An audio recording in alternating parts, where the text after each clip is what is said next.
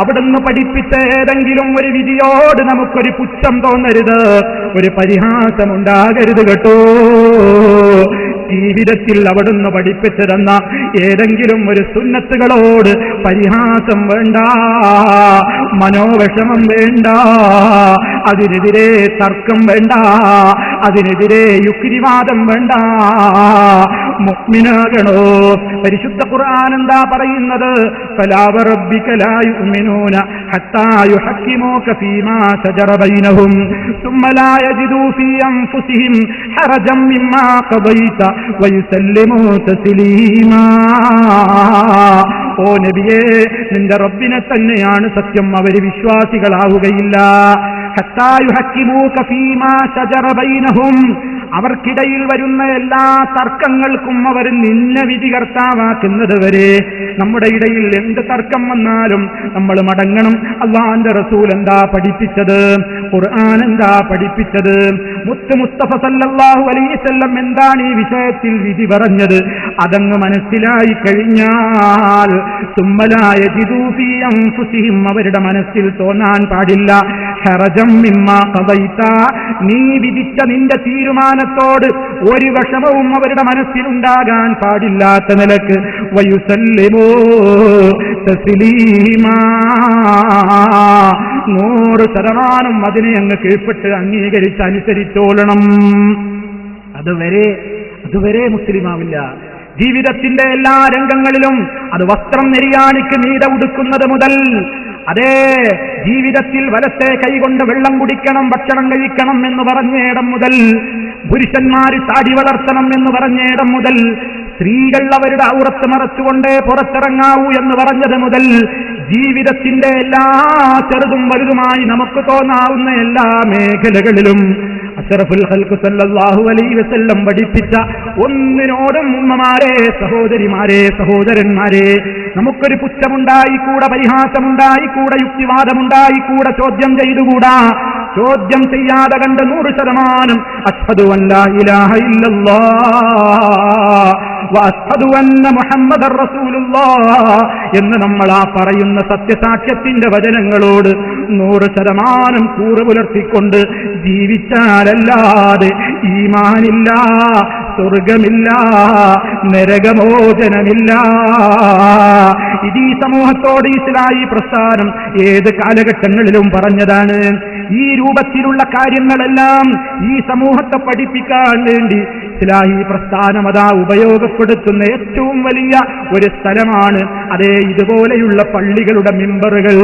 വെള്ളിയാഴ്ചകൾ തോറും അതാ ഇതുപോലെ കേരളക്കരയിൽ സ്ഥാപിക്കപ്പെട്ടിട്ടുള്ള പള്ളികൾ, ആ പള്ളികളുടെ മിമ്പറുകളിൽ നിന്ന് അഷ്റഫുൽ ഖൽഖ് സല്ലല്ലാഹു അലൈഹി വസല്ലം എന്താ ചെയ്തിരുന്നത്? യഖറഉൽ ഖുർആൻ, അവിടുന്ന് ഖുർആൻ ഓതുന്നു. വയുദക്കിറുന്നാസ്, ജനങ്ങളോട് ഉത്ബോധനം നടത്തുന്നു.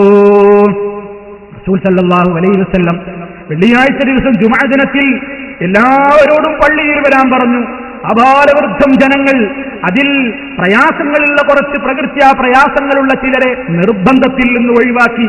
അവർക്കും പുണ്യമുണ്ട് വന്നാൽ അല്ലാത്ത പ്രതിസന്ധികളും പ്രയാസങ്ങളും കാരണങ്ങളൊന്നുമില്ലാത്ത എല്ലാവരോടും പറഞ്ഞു നിർബന്ധമായും പള്ളിയിൽ വന്നോളണം.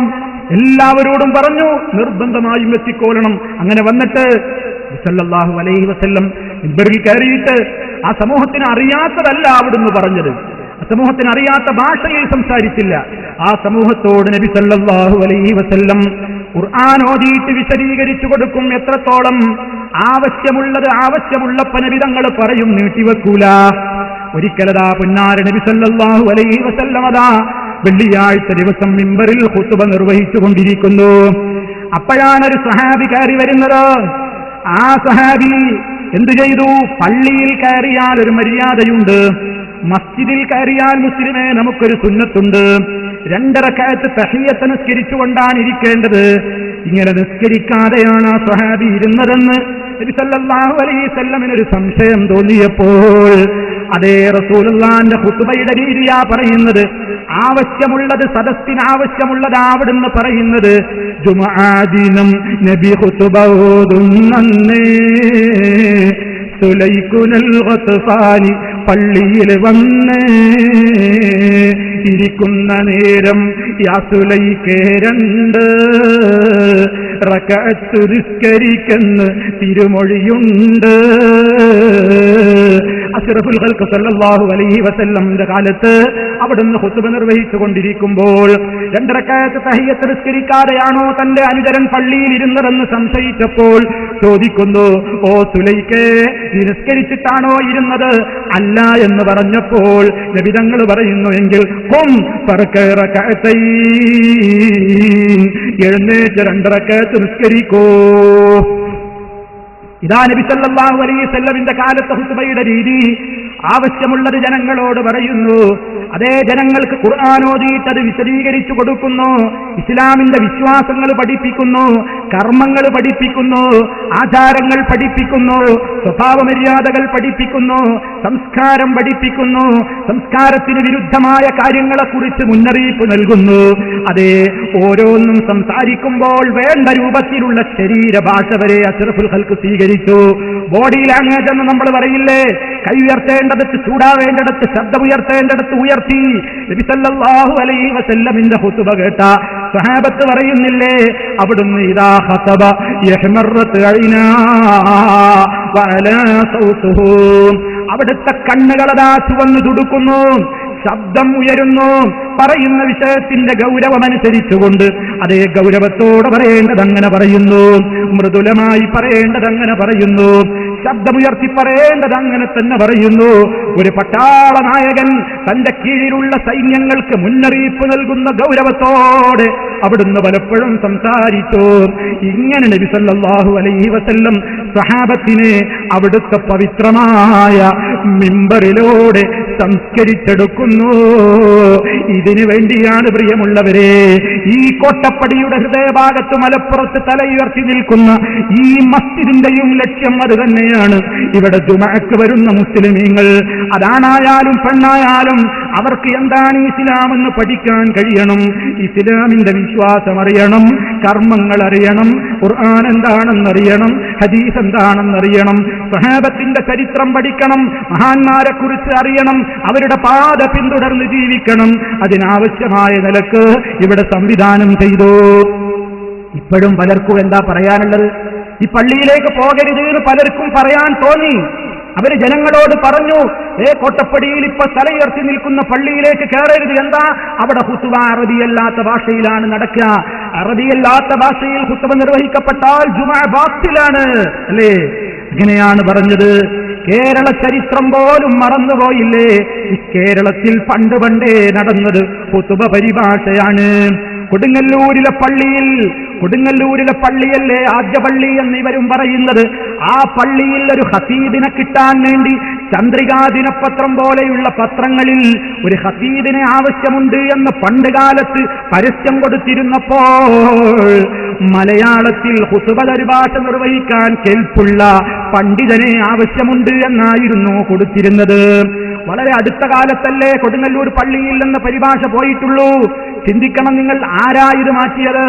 അതുപോലെ തന്നെ 1947 കോഴിക്കോടിനടുത്തുള്ള അതേ ഫറോക്കിനടുത്തുള്ള മീൻചന്തയിൽ വെച്ചൊരു പ്രമേയം പാസാക്കിയിട്ടാണ് നിലവിലുള്ള എല്ലാ ഖതീബുമാരോടും മിമ്പറിൽ വെച്ച് മലയാളം പറയുന്ന പരിപാടി നിർത്തൽ ചെയ്യാൻ ഈ യോഗം പ്രത്യേകം ആവശ്യപ്പെടുന്നു എന്ന് മുന്നറിയിപ്പ് നൽകേണ്ടി വന്നത് എന്തുകൊണ്ടാണ്?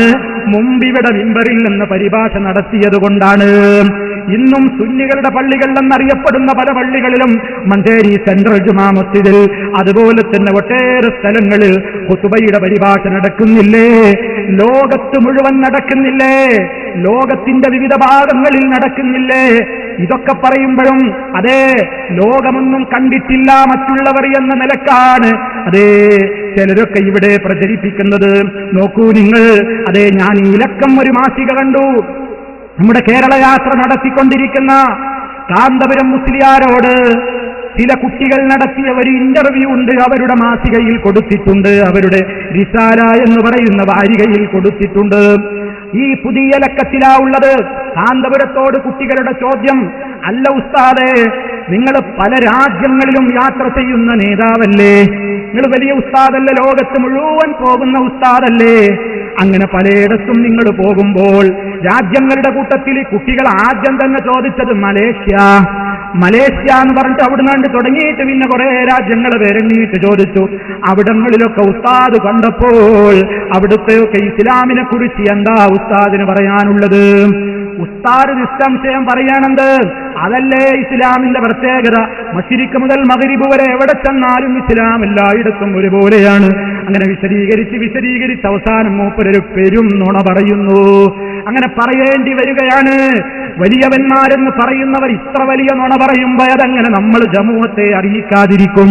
അയാൾ പറയുകയാണ് കുട്ടികളോട്, അതേ അവിടെ എല്ലാ രാജ്യത്ത് ചെന്നാലും ബാങ്ക് അല്ലാഹു അക്ബർ എന്ന അറബിയിലാണ്, അതുപോലെ എല്ലാ സ്ഥലങ്ങളിലും ഖുതുബ അറബി ഭാഷയിൽ തന്നെയാണ്. ഏറ്റവും വലിയ പെരുന്നുണ.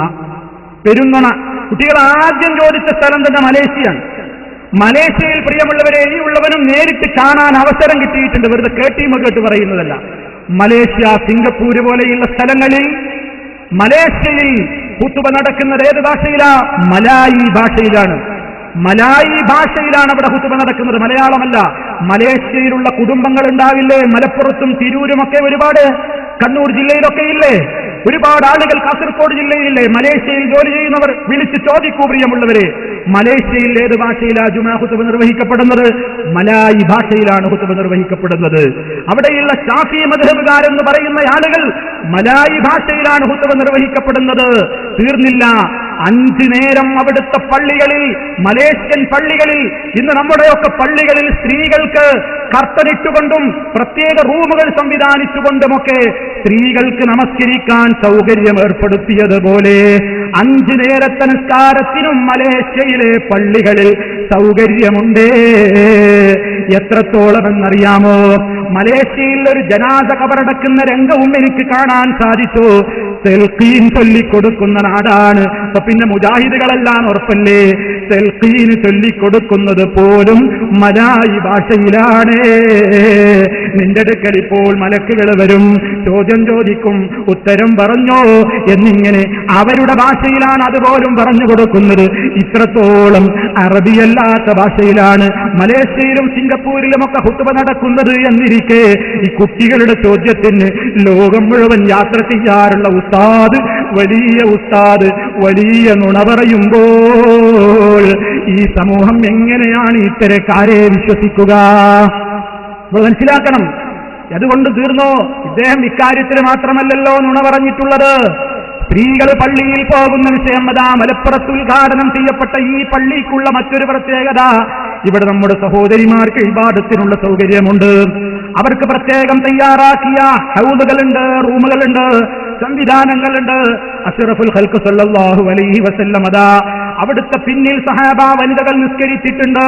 കുന്ന നിസാഉൽ മുഅ്മിനാത്തി യസ്ഹദ്ന മഅ റസൂലില്ലാഹി സല്ലല്ലാഹു അലൈഹി വസല്ലമ സ്വലാത്തൽ ഫജ്രി മുതലഫിയാത്തിൻ ബിമുറൂതിഹിന്ന വയൻഖലിബന ഇലാ ബുയൂതിഹിന്ന ഹീന യഖ്ദീന الصلاة ولا يعرفهن أحد من الغلس.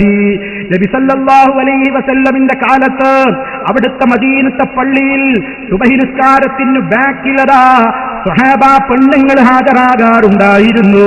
സുബഹി നിസ്കാരം കഴിഞ്ഞവർ തിരിച്ചു പോകുമ്പോൾ ഇരുട്ട് മാഞ്ഞിട്ടുണ്ടാവില്ല. ആ ഇരുട്ടത്ത് പോകുന്ന പെണ്ണേതാണെന്ന് വേർതിരിച്ചറിയാനാവാത്ത വിധം ഇരുട്ടുള്ള നേരത്താണ് അവർ വരവും പോക്കും നിർവഹിച്ചത് എന്ന് വരെ കണിശമായി സൂക്ഷ്മമായ ഹദീസുകളിൽ രേഖപ്പെടുത്തപ്പെട്ടിട്ടും അതേ ഇതുപോലെയുള്ള പള്ളികളിൽ പെണ്ണുങ്ങൾ വരുമ്പോൾ അവിടെ ഫാമിലി അറ്റാച്ച്ഡ് ആണെന്ന് പറഞ്ഞ് പരിഹസിക്കുന്നു. വളകിലുക്കം കേൾക്കാതെ മൗലവിമാർക്ക് ഖുതുബ പറ്റില്ലല്ലോ. മൗലവിമാരുടെയൊക്കെ നെറ്റിത്തടത്തിലെ തഴമ്പ് ചെരിഞ്ഞിട്ടാണല്ലോ, പെണ്ണിനെ ചെരിഞ്ഞു നോക്കിയിട്ട് എന്നൊക്കെ പറഞ്ഞ് പരിഹസിക്കുന്നവർ ലോകത്ത്. ഓ പ്രിയപ്പെട്ട മുസ്ലിമേ, ഏറ്റവും വലിയ മഹത്വമേറിയ പള്ളികളായ മസ്ജിദുൽ ഹറാം, അന്ന് തൊട്ട് ഇന്നത്തെ ഇശാ വരെയും അവിടെ സുബഹിക്ക് അതേ ജമാഅത്തിന് പെണ്ണുങ്ങളുണ്ട്. മസ്ജിദുൽ നബവി 2ാം സ്ഥാനമുള്ള മദീനത്തെ പള്ളി, ബൈത്തുൽ മുഖദ്ദസിലെ മസ്ജിദുൽ അഖ്സാ പെണ്ണുങ്ങൾ വരുന്നില്ലേ? ലോകത്തെവിടെയാ വരാത്തത്? ലോകത്തെവിടെയാണ് അവർക്ക് ഹറാമാണെന്ന വിധിയുള്ളത്? ഈ വിധിവിലക്കുകളൊക്കെ ഈ സമൂഹത്തിന്റെ മുമ്പാകെ ഒരു വിഭാഗം ആളുകൾ ഇസ്ലാമിന്റെ പേരിൽ പറയുന്നത് കൊണ്ടാണ് ഞങ്ങൾക്ക്, അതേ മുജാഹിദുകൾക്ക്, ഇതിന്റെ പ്രവർത്തകന്മാർക്ക് ഇതുപോലെ വേറെ പള്ളി ഉണ്ടാക്കേണ്ടി വന്നത്. വേറെ പ്രശ്നം കൊണ്ടൊന്നല്ല, സമൂഹത്തിലൊരു ഭിന്നിപ്പുണ്ടാക്കാനല്ല, സമൂഹത്തിലൊരു കുഴപ്പമുണ്ടാക്കാനല്ല, ഒരു ഭിന്നിപ്പ് ഉണ്ടാക്കാനല്ല. അതെ, എന്നാൽ ചില ആളുകൾക്ക് പള്ളി എന്ന് പറഞ്ഞാൽ കുഴപ്പമുണ്ടാക്കാനാണ്. അവർക്കവിടെ പള്ളി ആവശ്യമില്ലെങ്കിലും ഒരു പള്ളി ഉണ്ടാക്കും. മുജാഹിദുകളെ സംബന്ധിച്ചിടത്തോളം ആരെങ്കിലും വേറെ അതിന്റെ അടുത്തൊരു പള്ളി ഉണ്ടാക്കി എന്നാൽ ഞങ്ങൾക്കതിൽ യാതൊരു അത്ഭുതവും ഇല്ല. കാരണം എന്താ, ഈ പള്ളി ഉണ്ടാക്കാൻ വേണ്ടി നടക്കുന്ന ആളുകൾ അവര് തമ്മിൽ യാതൊരു ആദർശത്തർക്കവും ഇല്ല എന്ന് പറയുന്ന കക്ഷികളുടെ പള്ളിയുടെ മുമ്പിൽ പോയിട്ട് പോലും പള്ളി ഉണ്ടാക്കുന്ന കക്ഷികളാ. പിന്നെപ്പോ മുജാഹിദിന്റെ പള്ളി, ഇവിടെ ഒരു പള്ളി വരുന്നു എന്ന് കേട്ടപ്പോ നേരത്തെ ഇവിടെ ഇതിന്റെ പ്രവർത്തകൻ പള്ളിയിൽ വെച്ചുന്ന അസർ നിസ്കാരത്തിന്റെ ശേഷം നിങ്ങൾ വായിച്ചു കേൾപ്പിച്ചു ഇവിടുത്തെ റിപ്പോർട്ട്. ഈ പള്ളിക്ക് വേണ്ട സ്ഥലം തെരഞ്ഞ് ഇവിടുത്തെ പ്രവർത്തകർ നടന്നതാണ്. ഇവിടെ മലപ്പുറത്തൊരു പള്ളി ഇല്ലാത്ത സ്ഥലത്തായിരിക്കണം മുസ്ലിമീങ്ങൾക്ക് ഇവിടെ പള്ളി വരേണ്ടത്. അവർക്ക് നമസ്കരിക്കാൻ സൗകര്യം ഇല്ലാത്തൊരു സ്ഥലത്ത് പള്ളി പുതുതായിട്ട് നമ്മളൊന്നുണ്ടാക്കണം, പള്ളി ഉള്ളയിടത്ത് വേണ്ട എന്ന നിലയ്ക്ക് കണ്ടെത്തിയ പ്രധാനപ്പെട്ട ഹൃദയഭാഗമാണ് ഇവിടെ. ഇതൊരാളോട് മത്സരിക്കാനുണ്ടാക്കിയതല്ല, ആരെങ്കിലും മറ്റേതെങ്കിലും ലക്ഷ്യത്തിന് വേണ്ടി തകർക്കാനും ഭിന്നിപ്പിക്കാനും വേണ്ടി ഉണ്ടാക്കിയതല്ല, മറിച്ച് അല്ലാഹുവിനെ മാത്രം വിളിച്ചു പ്രാർത്ഥിക്കുന്ന ഒരു ഭവനം. അന്നൽ മസാജിദ ലില്ലാഹ് ഫലാ തദ്ഉ മഅല്ലാഹി അഹദാ. നിശ്ചയം പള്ളികൾ അല്ലാഹുവിനുള്ളതാണ്, അവനോടൊപ്പം നിങ്ങൾ ഒരാളോടും വിളിച്ചു തേടരുത്. ഇതാണ് ഇസ്ലാമിന്റെ മസ്ജിദിന്റെ സന്ദേശതാണ്. പള്ളികൾ അതിനാണ്, അതിനുവേണ്ടിയാണ് ഈ പള്ളി ഉണ്ടാക്കിയത്. അതേ അവസരത്തിൽ നിങ്ങൾ നോക്കൂ, ഈ പള്ളിയെ മസ്ജിദുൽ ദിറാർ എന്ന് വിശേഷിപ്പിക്കുന്നു ചിലർ. ഇത് കുഴപ്പത്തിന്റെ പള്ളിയാണ്. ഇവിടെ എന്ത് കുഴപ്പ? ജനങ്ങൾക്ക് ജുമാ ഖുത്ബ നിർവഹിക്കാനുള്ള അവസരം, ഇതുപോലെ തന്നെ ഇസ്ലാമികമായ കാര്യങ്ങളിലൂടെ ശരിയായ നിലക്ക് നടക്കുന്ന ഒരു പള്ളി ഉണ്ടെങ്കിൽ വേറൊരു പള്ളി ഉണ്ടാക്കില്ലല്ലോ. അതേ അവസരത്തിൽ നിങ്ങൾ നോക്കൂ, ഈ പള്ളി ഇവിടെ തുടങ്ങി എന്ന് കണ്ടപ്പോൾ അതേ ചില മുസ്ലിയാക്കന്മാർക്ക്, കാന്തപുരത്തിന്റെ അനുയായികൾക്ക് സഹിക്കുന്നില്ല. തൊട്ടുപുറത്ത് പള്ളിക്ക് വേണ്ടിയുള്ള നെട്ടോട്ടമാണ്. ഞങ്ങൾക്ക് അത്ഭുതമില്ല. കാരണം എന്താണ്? ഞങ്ങളുടെ പള്ളിക്കെതിരെ നിങ്ങളൊരു പള്ളി ഉണ്ടാക്കുന്നതിൽ ഞങ്ങൾക്ക് എന്ത് അത്ഭുതം? നിങ്ങൾ ഒന്നാണ്, ഞങ്ങൾ ഒറ്റക്കെട്ടാണ്. എല്ലാവരും മഖ്ബറയിൽ പോയി വിളിച്ചു തേടുന്നു, എല്ലാവരും നേർച്ചപ്പൂരം നടത്തുന്നു, എല്ലാവരും എല്ലാ രൂപത്തിലുള്ള ആചാരങ്ങളും അനുഷ്ഠാനങ്ങളും ഒരുപോലെ ചെയ്യുന്നു എന്ന് പറയുന്ന അതേ ഈ വിഭാഗം സുന്നികളുടെ പള്ളികളുടെ മുമ്പിൽ കൊണ്ടുപോയിട്ട് ഏപ്പിക്കാര് പള്ളി ഉണ്ടാക്കുന്നു. എന്താണതിന്റെ ഉദ്ദേശം? അതാണ് ഫിത്ന, അതാണ് കുഴപ്പം. അതല്ലേ ആ ഒരു പ്രത്യേകമായ രൂപത്തിൽ തൊട്ട് മുമ്പിൽ കൊണ്ടുപോയിട്ട് പള്ളി ഉണ്ടാക്കിയിട്ട് കുഴപ്പമുണ്ടാക്കുന്നു, മനുഷ്യരെ തമ്മിലടിപ്പിക്കുന്നു, മാനവ സൗഹാർദ്ദം തകർക്കുന്നു. എന്നിട്ടും അയാൾ അവകാശപ്പെടുന്നു മാനവികതയെ ഉണർത്താൻ ഞാനൊന്ന് കേരളം മുഴുവൻ ഓടട്ടെ. ഇവിടുത്തെ മാനവികത മുഴുവനും തകർന്നു കിടക്കുകയാണ് പോലും. ഇവിടെ തകർന്നു കിടക്കുന്ന മാനവികതയെ ഒന്നുണർത്തണമെങ്കിൽ ഞാൻ എന്ത് ചെയ്യണം? ഞാനൊരു യാത്ര പോകണം. കാരണം മൂപ്പര് മാതൃഭൂമിക്കാരടക്കമുള്ള പത്രക്കാരോട് പറഞ്ഞു, കേരളത്തിൽ മതമൈത്രി തകർക്കുന്നത്, കേരളത്തിൽ സൗഹാർദ്ദം തകർക്കുന്നത് വഹാബികളാണ്.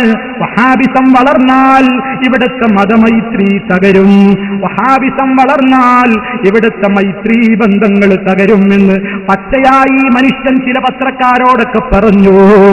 സുബ്ഹാനല്ലാഹ്, കള്ളം പറയുന്നതിനൊരു മനസ്സാക്ഷി കുത്തുമില്ലാതെ ആയിപ്പോയി. ഇയാളാണ് മാനവികത പറയുന്നത്, ഇയാളാണ് ഈ സമൂഹത്തിന് മനുഷ്യത്വം പഠിപ്പിക്കാനൊരുങ്ങുന്നത്. ഇയാൾ പറയുന്നത് എന്താണ്? വലഖദ് കറംനാ ബനി ആദം, മനുഷ്യനെ നാം ആദരിച്ചിരിക്കുന്നു എന്നാ അല്ലാഹു പറയുന്നത്. ഒരു യഹൂദിയുടെ മയ്യത്ത് കൊണ്ടുപോയപ്പോൾ പോലും, യഹൂദിയുടെ മയ്യത്ത് കണ്ടപ്പോൾ പോലും റസൂലുള്ളാഹി എഴുന്നേറ്റ് നിന്നിട്ടുണ്ട്. യഹൂദിയോട് ആശയവൈരുദ്ധ്യമുണ്ടെങ്കിലും, യഹൂദിയോട് ആശയവിരോധമുണ്ടെങ്കിലും ആ മയ്യത്ത് കണ്ടപ്പോഴും എന്താ യഹൂദിയും മനുഷ്യനല്ലേ എന്ന് റസൂലുള്ളാഹി പറഞ്ഞിട്ടുണ്ട് എന്നിപ്പോൾ കേരള യാത്ര നടക്കുന്ന മുക്കുമൂലകളിൽ ഇങ്ങനെ ആദർശം പ്രസംഗിക്കുന്ന ഓ കാന്തപുരം മുസ്ലിയാരെ, നിങ്ങൾ സ്വന്തം അനുയായികൾക്കെങ്കിലും ഈ ആദർശമൊന്ന് പഠിപ്പിച്ചു കൊടുക്കൂ. എന്ത് മാനവികതയാ ഉള്ളത്? പ്രിയമുള്ളവരെ, ഒന്ന് ആലോചിക്കണം. ഈ മുസ്ലിയാര് മാനവികത പറയുന്നു, മനുഷ്യത്വം പറയുന്നു, സ്വന്തം അനുയായികളെപ്പോലും വെറുതെ വിട്ടിട്ടുണ്ടോ? അതേ ഈ ഭാഗങ്ങൾ തമ്മിൽ സംഘട്ടനം നടന്ന എത്രയോ സ്ഥലങ്ങളുണ്ട്. കേരളത്തിലതാ ഒരു പള്ളിയുള്ള ഇടത്ത് തന്നെ വേറെ പള്ളി ഉണ്ടാക്കി, മദ്രസകൾക്ക് ഇടച്ചുമരിച്ചു. മുജാഹിദുകളുമായിട്ടുള്ള പ്രശ്നമല്ല ഞാൻ പറയുന്നത്, അത് ആദർശ വ്യത്യാസമുള്ളത് കൊണ്ട് വേറെ പള്ളിയും മദ്രസയും ഒക്കെ ഉണ്ടാകും. അതേ അവസരത്തിലതാ ഇവർ തന്നെ ഒരേ മദ്രസക്ക് ഇടച്ചുമരുടുണ്ട്.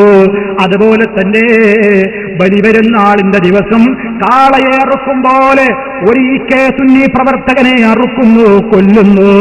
എത്ര കേസുകൾ നടന്നു, എത്ര സംഭവങ്ങൾ കേരളത്തിലുണ്ടായി, എത്രയിടത്ത് സ്റ്റേജുകൾ കയ്യേറി. അതേ മുജാഹിദുകൾ പ്രസംഗിക്കുന്ന എത്ര സ്റ്റേജുകളിലേക്ക് ഇയാൾ അനുയായികൾ കല്ലെറിഞ്ഞു. അതേ മനുഷ്യരുടെ തല പൊട്ടി ചോരയൊലിച്ചു.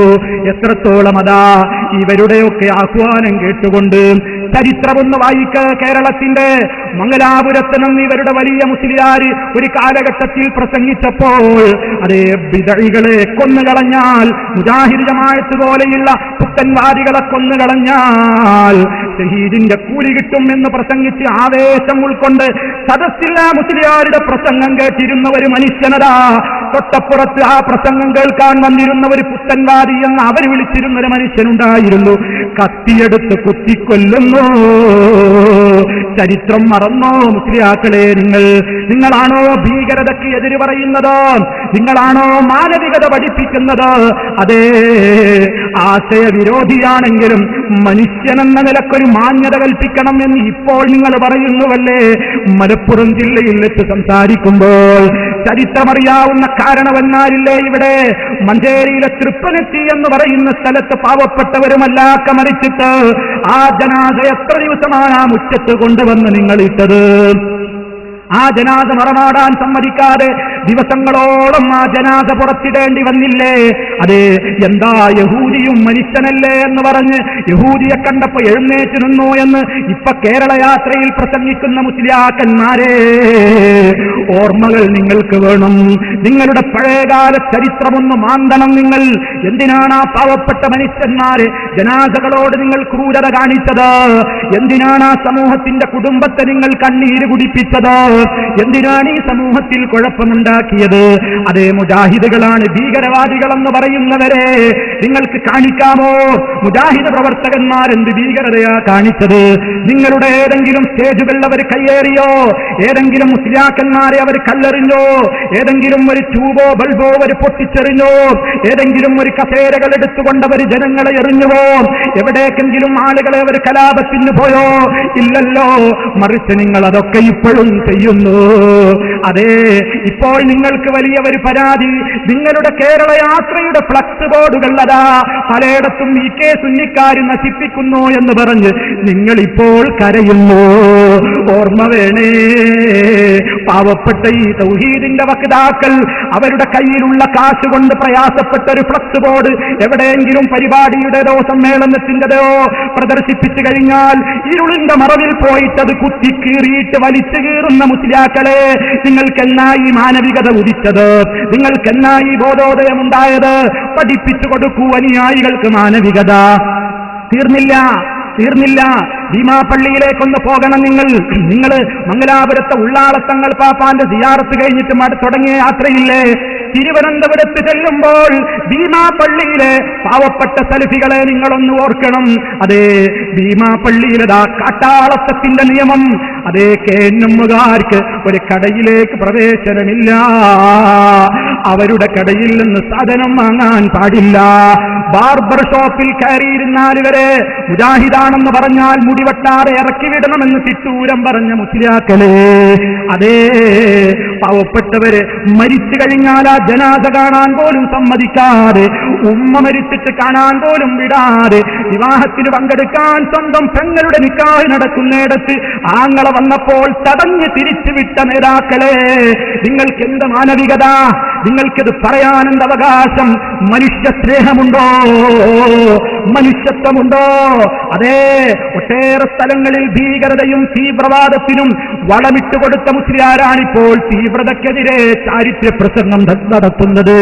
ജംഇയ്യത്തുൽ ഇഹ്സാനിയ എന്ന് പറയുന്ന തീവ്രവാദ ഗ്രൂപ്പ് കേരളത്തിൽ ആരായിരുന്നു അതിന്റെ പിന്നിൽ?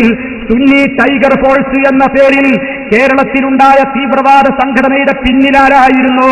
അതെ, ഇന്നും ജയിലറയിൽ കഴിയുന്ന തടിയന്തവട നസീറിന്റെ അദ്ദേഹത്തിന്റെ പാരമ്പര്യം ചെന്നെത്തുന്നത് നിങ്ങളുടെ മർക്കസിന്റെ അണിയറയിലേക്കല്ലേ?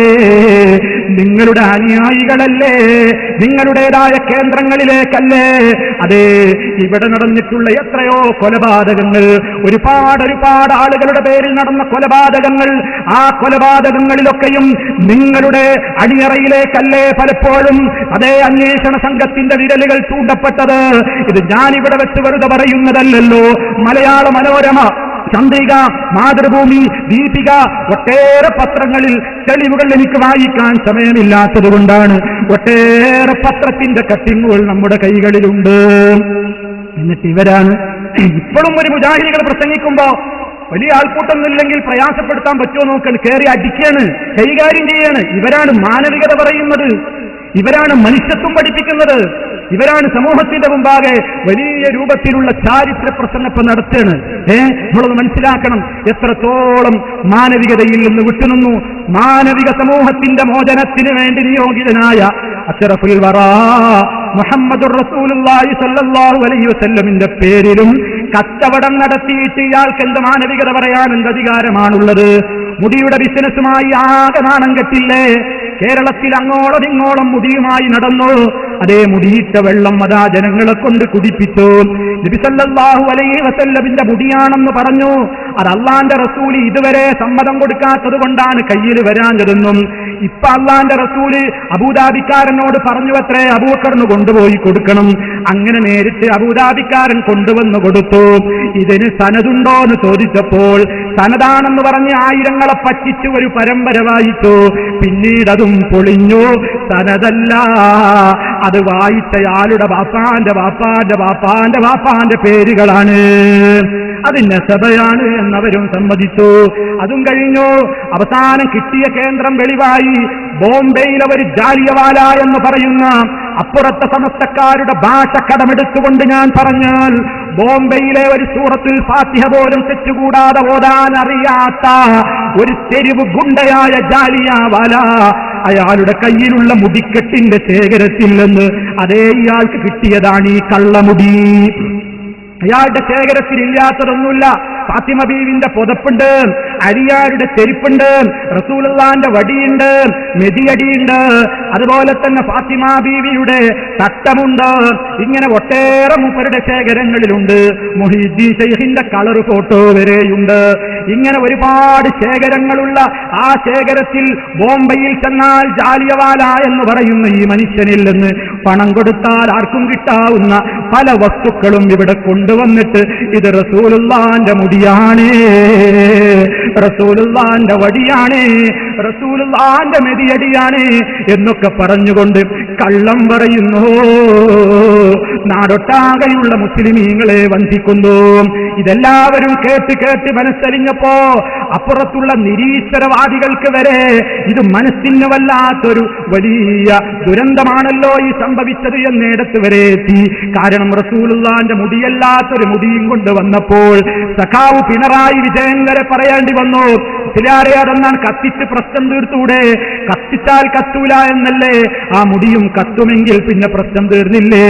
അതേ, കത്തിക്കാൻ പാടില്ല, കത്തിക്കൽ ഇസ്ലാമിലില്ല എന്നാണ് കാന്തപുരം ഇപ്പോൾ പറയുന്നത്. അതേ കാന്തപുരം തന്നെ എഴുതിയ പുസ്തകത്തിൽ, കാന്തപുരം അവതാരിക എഴുതിക്കൊടുത്ത പുസ്തകത്തിൽ പോലും മുൻഗാമികൾ കത്തിച്ച് പരിശോധിച്ചു എന്ന് പറയുന്നു. നോക്കണം നിങ്ങൾ. നബി സല്ലല്ലാഹു അലൈഹി വസല്ലമിന്റെ, പ്രവാചകൻ സല്ലല്ലാഹു അലൈഹി വസല്ലമിന്റേതാണെന്ന് പറഞ്ഞുകൊണ്ട് കാടിളക്കി പ്രചരണം നടത്തിയിട്ട് ഈ സമൂഹത്തെ പറ്റിക്കുന്നു. അതിനുവേണ്ടി ഒരു മുടിക്കെട്ടിടം ഉണ്ടാക്കുന്നു. അതിനൊരു പ്രതീകാത്മകമായ തറക്കല്ല് സ്വപ്നനഗരിയിൽ ഇടുന്നു. കൊച്ചുകുട്ടികൾ കട്ടക്കളി കളിക്കുമ്പോൾ 40 ആളുകൾ ഒരു കട്ടയെടുത്തുകൊണ്ട് കട്ട ഇങ്ങനെ വെച്ച് അടുക്കി വെച്ചിട്ട് പിന്നെ ആ കട്ട ഇങ്ങ് തിരിച്ചെടുത്ത് അതേ മസ്ജിദുൽ ആസാർ എന്ന പേരിൽ മുടിപ്പള്ളി എന്നായിരുന്നു ആദ്യം പേര്. ഷറേ മുബാറക് മസ്ജിദ് എന്ന് എല്ലാ സ്ഥലങ്ങളിലും ബോർഡ് വെച്ച് അവസാനം വന്ന് നോക്കുമ്പോ പേര് കാണുന്നില്ല. ആസാർ പള്ളിയായി മാറി. പുരാവസ്തുവള്ളി എന്തും വെക്കാൻ, ഇനി അവിടെ പലതും വരും. ഞാൻ നേരത്തെ പറഞ്ഞ എല്ലാ സംഗതികളും അവിടെ വരും. പലവന്മാരുടെയും മുടിക്കെട്ട് വരും, വടിക്കെട്ട് വരും, അതുപോലെ തന്നെ മെതിയടിക്കൂട്ടം വരും, പലതും വരും. പതപ്പ് വരും, ഒതിരം വരും, ചെരുപ്പ് വരും, വള വരും, കമ്മര് വരും, മാലകൾ വരും, എന്തും വരും. അങ്ങനെ എന്തും സൂക്ഷിക്കാവുന്ന ഒരു കെട്ടിടം. അതേ ഈ സമൂഹത്തിന്റെ മുമ്പിൽ കളവ് പറഞ്ഞുകൊണ്ട് മുഹമ്മദ് നബി സല്ലല്ലാഹു അലൈഹി വസല്ലമിന്റെ പേരിൽ ഇല്ലാത്ത കളവാണ് പറഞ്ഞുകൊണ്ടിരിക്കുന്നത്. ആരെങ്കിലും എന്റെ പേരിൽ മനഃപൂർവ്വം കള്ളം പറഞ്ഞാൽ നരകത്തിയിൽ അവന്റെ ഇരിപ്പിടം അവൻ എത്രയും വേഗം സ്ഥാപിച്ചു കൊള്ളട്ടെ. മനസ്സിലാക്കണം, അത്രത്തോളം സമൂഹത്തിന്റെ മുമ്പിൽ ഇതാ ഞങ്ങൾ കൃത്യമായി തന്നെ ഈ സമൂഹത്തിന്റെ മുമ്പിൽ എല്ലാം ഇതാ തെളിവുകളുണ്ട് ഞങ്ങളുടെ മുമ്പിൽ എന്ന് പറഞ്ഞ് അവസാനം മുസ്ലിം സമൂഹം മുഴുവൻ, സർവ്വജനങ്ങളും, അയാളല്ലാത്ത മുഴുവൻ സമൂഹവും അയാൾക്കിന്നെതിരാണ്. ജനമനസ്സുകൾ ഒന്നാകെ. ഇപ്പോ മറ്റേ ഈ ഭാഗം സമസ്തക്കാര് ഇവരൊരിടത്തു നിന്ന് കേരള യാത്ര തുടങ്ങുമ്പോ മറ്റേടത്ത് നിന്ന് ആത്മീയ ചൂഷണത്തിനെതിരെ ജിഹാദ് എന്ന് പറഞ്ഞുകൊണ്ട് കേരള വിമോചന യാത്ര ആരംഭിക്കുന്നു.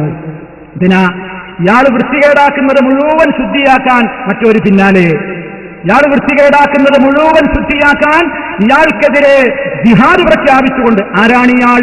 നബിയെ നിന്ദിച്ച ദുഷ്ടനാണ് എന്നാണ് പ്രസംഗിക്കുന്നത്. എന്റെ വാക്കുകളല്ല, അവരുടെ വാക്കുകൾ. നബി സല്ലല്ലാഹു അലൈഹി വസല്ലമയെ നിന്ദിച്ച പരമദുഷ്ടനാണ് ഇയാൾ. അതുകൊണ്ട് ഇയാളെ വിട്ടുകൂടാ, ഇയാളുടെ ചരിത്രം സമൂഹത്തിന് കാണിച്ചു കൊടുക്കണമെന്ന് പറഞ്ഞുകൊണ്ട് കേരളത്തിന്റെ ഒരറ്റം മുതൽ മറ്റേ അറ്റം വരെ അപ്പുറത്തെ സമസ്തക്കാര് കേരള വിമോചന യാത്ര ആരംഭിക്കാൻ പോകുന്നു. മനസ്സിലാക്കണം, അല്ലാഹുവിന്റെ റസൂൽ സല്ലല്ലാഹു അലൈഹി വസല്ലമിനെ നിന്ദിച്ചവർക്ക് അപമാനം ദുനിയാവിലുണ്ടാകും, സംശയിക്കാനില്ല. അപ്പോഴും ഇയാൾ പറയുന്നത് എന്റെ അടുത്തുള്ള മുടി റസൂലുള്ളാഹിന്റെ മുടി തന്നെ, റസൂലുള്ളാഹിന്റെ മുടി തന്നെ. അനുയായികൾക്ക് വലിയ സന്തോഷം. അവരിപ്പോഴും ആ മുടിയിട്ട വെള്ളം കുടിച്ച് ഇങ്ങനെ തലകറങ്ങി നടക്കുന്നേന്, മുടി ജ്യൂസും കുടിച്ച് അങ്ങനെ വലിയ ആവേശത്തിലാണികൾ. അപ്പോൾ അപ്പുറത്തുള്ള ബഹാവുദ്ദീൻ കുരിയാട് ഒരുപാട് അവരോട് പറഞ്ഞു നോക്കി. ഇപ്പോഴും അയാളത് റസൂലുള്ളാഹിന്റെ മുടി എന്നേത് കട്ടായം പറഞ്ഞുകൊണ്ട് നടക്കുകയാണ്. അപ്പോൾ അവസാനം ഇപ്പൊ എവിടെ എത്തിയത് നിങ്ങൾ മനസ്സിലാക്കണം. ഇപ്പൊ ബഹാവുദ്ദീൻ കുരിയാട് പറയുന്നു, കേട്ടോളൂ. ചുരുക്കത്തിൽ മുടി പ്രവാചകന്റേതാണെന്ന കല്ല് വെച്ച പച്ചനുണ ആവർത്തിക്കുക തന്നെയാണ് ഇപ്പോഴും കാന്തപുരം. അനുയായികൾ അത് ഏറ്റുപാടുകയും പിരിവ് അഭംഗുരം തുടരുകയും ചെയ്യുന്നു. കേരളത്തിലെ മുസ്ലിം സംഘടനകളും സമൂഹവും ഒന്നടങ്കം ഇതിനെ തള്ളിപ്പറയുന്ന പശ്ചാത്തലത്തിൽ കാന്തപുരത്തിന് ഇനി ചെയ്യാനുള്ളത് ഒരേ ഒരു വഴിയാണ്. അവസാനമിതാ ഈ ഭാഗം ഒരു വെല്ലുവിളി നടത്തിയിരിക്കുന്നു. അതത്രേ മുബാഹല. മുബാഹലൊക്കെ വെല്ലുവിളിച്ചിരിക്കുകയാണ്. എന്താ ഈ മുബാഹല? എല്ലാവർക്കും ചിലപ്പോൾ മനസ്സിലാവില്ല. കേട്ടോളി, എന്താ മുബാഹല എന്ന് പറഞ്ഞാൽ? ഓരോ കക്ഷിയും സ്വന്തം വാദം ഉന്നയിക്കുകയും താൻ ഇതിൽ വ്യാജം പറയുകയാണെങ്കിൽ അള്ളാഹുവിന്റെ ശാപം എന്റെ മേൽ വർഷിച്ചുകൊള്ളട്ടെ എന്ന് സ്വന്തത്തിന് ശാപമുണ്ടാകാനായി വിനയത്തോടെ ഭക്ത്യാദരപൂർവം പ്രാർത്ഥിക്കുകയും ചെയ്യുക എന്ന പ്രക്രിയയാണ് മുബാഹല. അത് നടത്തണമെന്നാണ് ഇപ്പൊ ബഹാവുദ്ദീൻ കുരിയാട് കാന്തപുരത്തെ വെല്ലുവിളിച്ചിരിക്കുന്നത്. എന്നിട്ടോ അവസാനം പറയണം എന്താ ചെയ്യേണ്ടത്? ചുരുക്കത്തിൽ അണുവളവ് സത്യവിശ്വാസം, കാന്തപുരത്തോട് പറയണം, അണുവളവ് ഈമാനുണ്ടെങ്കിൽ, ആത്മാർത്ഥതയും സത്യദീക്ഷയും ദൈവഭയവും ഉണ്ടെങ്കിൽ ഈ പറയുന്ന സംഗതിയൊന്നും അയാൾക്കില്ല. ബഹാവുദ്ദീൻ കുരിയാട് വെറുതെ തെറ്റിദ്ധരിക്കുകയാണ്. ഇവർക്കാർക്കും ഇതില്ല. എന്ത്? അണുവളവ് സത്യവിശ്വാസം, അണുവളവ് ഇഖ്ലാസ്, അണുവളവ് സത്യസന്ധത, അണുവളവ് പർച്ചോനപ്പേടി, ഇതൊക്കെ ഉണ്ടെങ്കിൽ തന്റെ കയ്യിലുള്ള കേശത്തിന്റെ സാധുത തെളിയിക്കാൻ മുബാഹല നടത്തുന്നതിന് കാന്തപുരം തയ്യാറായേ പറ്റൂ. ഇനി എന്താ ചെയ്യേണ്ടത്? ബഹാവുദ്ദീൻ പറയട്ടോ. ബഹാവുദ്ദീൻ കുരിയാട് പറയുന്നത് കാന്തപുരത്തോട്, നിങ്ങൾ എന്താ ചെയ്യേണ്ടത്? ഞങ്ങളും നിങ്ങളും ഇനി പരസ്യമായ ഒരു സ്ഥലത്ത് വെച്ച് എന്താ ചെയ്യേണ്ടത് കേട്ടോളൂ. എന്റെ കൈവശമുള്ളതും മാസങ്ങളായി കേരളത്തിൽ വിവാദ വിധേയവുമായ കേസം മുഹമ്മദ് നബിയുടേത് തന്നെയാണ്. ഇക്കാര്യത്തിൽ ഞാൻ നുണ പറയുകയാണെങ്കിൽ അള്ളാഹുവിന്റെ ശാപം എന്റെ മേലുണ്ടായിക്കൊള്ളട്ടെ എന്ന് കാന്തപുരം പറയണം. പിന്നെ മറുപക്ഷത്തിന്റെ ഊഴമായി കാന്തപുരം അബൂബക്കർ മുസ്ലിയാരുടെ കൈവശമുള്ളതും മാസങ്ങളായി കേരളത്തിൽ വിവാദ വിധേയവുമായ കേസം മുഹമ്മദ് നബിയുടേതല്ല, പ്രവാചകന്റെ പേരിൽ കെട്ടിച്ചമക്കപ്പെട്ട വ്യാജ കേസമാണത്. ഇക്കാര്യത്തിൽ ഞാൻ നുണ പറയുകയാണെങ്കിൽ അള്ളാഹുവിന്റെ ശാപം എന്റെ പേരുണ്ടായിക്കൊള്ളട്ടെ എന്ന് ഞങ്ങളുടെ പ്രതിനിധിയും പറയും ഇത് പൊതുസമ്മേളനത്തിലോ ഏതാനും മാധ്യസ്ഥ പ്രതിനിധികളുടെ സാന്നിധ്യത്തിലോ പത്രമാധ്യമക്കാരുടെ മുമ്പിലോ ഒക്കെ ആകാവുന്നതാണ്. ഇതാണ് അവസാനത്തെ വെല്ലുവിളി.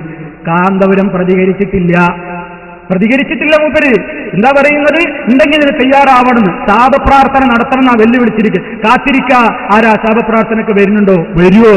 അല്പാണുവള വിശ്വാസം ഉണ്ടെങ്കിൽ വരുവോ? വരൂലല്ലോ. സ്വന്തം ഞാനാണ് നശിക്കട്ടെ എന്നാണ് പ്രാർത്ഥിക്കാണ് പരസ്യമായിട്ട് സ്റ്റേജിൽ വെച്ചിട്ട്. ഞങ്ങൾ പറയുന്നത് ആ നുണ, എന്റെ അടുത്തുള്ളത് മുടിയന്നേന്, ഞാൻ പറയുന്ന നുണയാണെങ്കിൽ എന്റെ മേല് ശാപണ്ടാവട്ടെ എന്നാണ് പറയണ അയാള്. മറ്റൊരു അപ്പുറത്താണ് പറയണം, ഞങ്ങൾ പറയുന്ന നുണയാണെങ്കിൽ ഞങ്ങളുടെ പേര് ശാപണ്ടാവട്ടെ. അതിന് ഞങ്ങൾ തയ്യാറാണ് എന്ന് UK സംസ്ഥയിൽ നിന്ന് അങ്ങോട്ട് വെല്ലുവിളിച്ചിരിക്കുന്നു. അപ്പുറത്ത് കഥാനായകൻ മാനവികത ഉണർത്താൻ നടക്കുന്നയാൾക്ക് തന്റെ സ്വന്തം മാനവികത ഉണരുമെന്ന് മനസ്സിലായിട്ടുണ്ട്. മിണ്ടിയിട്ടില്ല.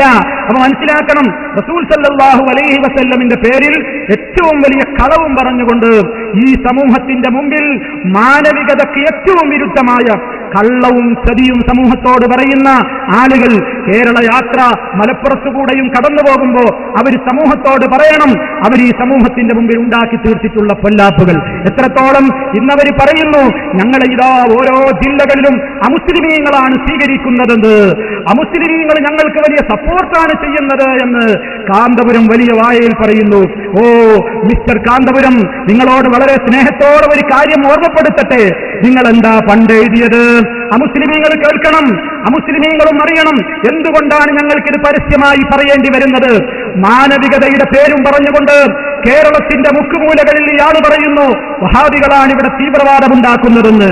വഹാബിസത്തെ ഞങ്ങൾ ഒന്നിച്ച് പിടിച്ചു കെട്ടുമെന്നാണ് ഇയാൾ അഖിലേന്ത്യാ പ്രസ്താവന എന്ന നിലക്ക് പറഞ്ഞിട്ടുള്ളത്. അതുകൊണ്ട് ചോദിക്കട്ടെ, കാന്തപുരം മറുപടി പറയണം. കാന്തപുരത്തിന്റെ അനുയായികൾ ആലോചിക്കണം, എന്താണ് മുമ്പ് ഇയാൾ എഴുതിയത് കേട്ടോളൂ നിങ്ങൾ. ഞങ്ങളിതൊന്നും വെറുതെ പറയേണ്ടെന്ന് വിചാരിച്ചിരുന്നു, പക്ഷേ മുജാഹിദുകളെ നിങ്ങൾ തീവ്രവാദികളുടെ മുദ്ര കുത്തുമ്പോ പറയേണ്ടി വരുന്നു. അതെ, ഹുസൈൻ സഖാഫി കാമിലി എന്ന് പറയുന്ന മർക്കസിൽ പഠിച്ച വ്യക്തി എഴുതിയിട്ടുള്ള ആധുനിക പ്രശ്നങ്ങൾ ഫിഖ്ഹിലൂടെ എന്ന പുസ്തകത്തിൽ നിന്ന് ഞാൻ വായിക്കുന്നു. അമുസ്ലിങ്ങൾ നമ്മുടെ വേദികളിൽ പങ്കെടുക്കലും നാം അവരെ പങ്കെടുപ്പിക്കലും കറാഹത്താണ്. നമ്മോട് ഇടകലരാൻ അവർക്ക് നാം അവസരം നൽകരുത്. മനസ്സിലാക്കണം, ഇയാൾ എഴുതിയതാണ്. ഇയാളാണ് ആ പുസ്തകത്തിന് അവതാരിക എഴുതിയത്. മാനവികത ഉണർത്താൻ വേണ്ടി കേരളത്തിൽ അങ്ങോളം ഇങ്ങോളം യാത്ര പുറപ്പെടുന്ന കാന്തപുരമാണ് അവതാരിക എഴുതിയിട്ടുള്ളത്. അമുസ്ലിമീങ്ങളെ അടുപ്പിക്കരുത് എന്ന്. ഇനിയും കേട്ടോ, അവനെ വന്ദിക്കലും സദസ്സിൽ അധ്യക്ഷനാക്കലും ഹറാമാണ്. ഒരു നിലക്കും അവനുമായി സ്നേഹബന്ധം പുലർത്താനോ അവനിലേക്ക് ആകർഷിക്കാനോ പാടില്ല.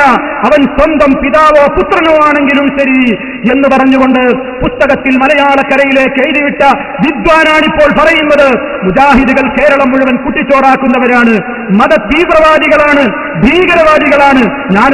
ഞാൻ വലിയ മാനവികത ഉണർത്താൻ വേണ്ടി നടക്കുന്നയാളാണ്. എന്നിട്ട് മാനവികതയ്ക്ക് എതിരാണ് പോലും, അശ്ലീല പരസ്യങ്ങൾ പെരുകുകയാണ് പോലും. ഇവിടെ സിനിമയും സീരിയലിലുമൊക്കെ അശ്ലീലത വർദ്ധിക്കുകയാണ് പോലും. അതേ ഉസ്താദവറുകൾ തന്നെ മാനവികത ഉണർത്താൻ വേണ്ടി നടത്തുന്ന തന്റെ പത്രത്തിൽ എത്രയാണ് അശ്ലീല ചിത്രങ്ങളുള്ളത്. വസ്ത്രമുടുക്കാത്ത അർദ്ധനഗ്നകളുടെ പരസ്യങ്ങളാണ് കാശും വാങ്ങിക്കൊണ്ട് സ്വരാജുകാര നിങ്ങളുടെ പത്രങ്ങളിൽ നിങ്ങൾ എഴുന്നള്ളിച്ചു കൊണ്ടുവന്നത്. നിങ്ങളാണോ മാനവികത പറയുന്നത്? നിങ്ങളാണോ ഈ സമൂഹത്തിന്റെ സത്യസന്ധത പഠിപ്പിക്കുന്നത്? നിങ്ങളാണോ ഈ സമൂഹത്തിന്റെ മനുഷ്യത്വം പഠിപ്പിക്കുന്നത്? നിങ്ങളാണോ ഈ സമൂഹത്തിന്റെ സൗഹാർദ്ദം പഠിപ്പിക്കുന്നത്?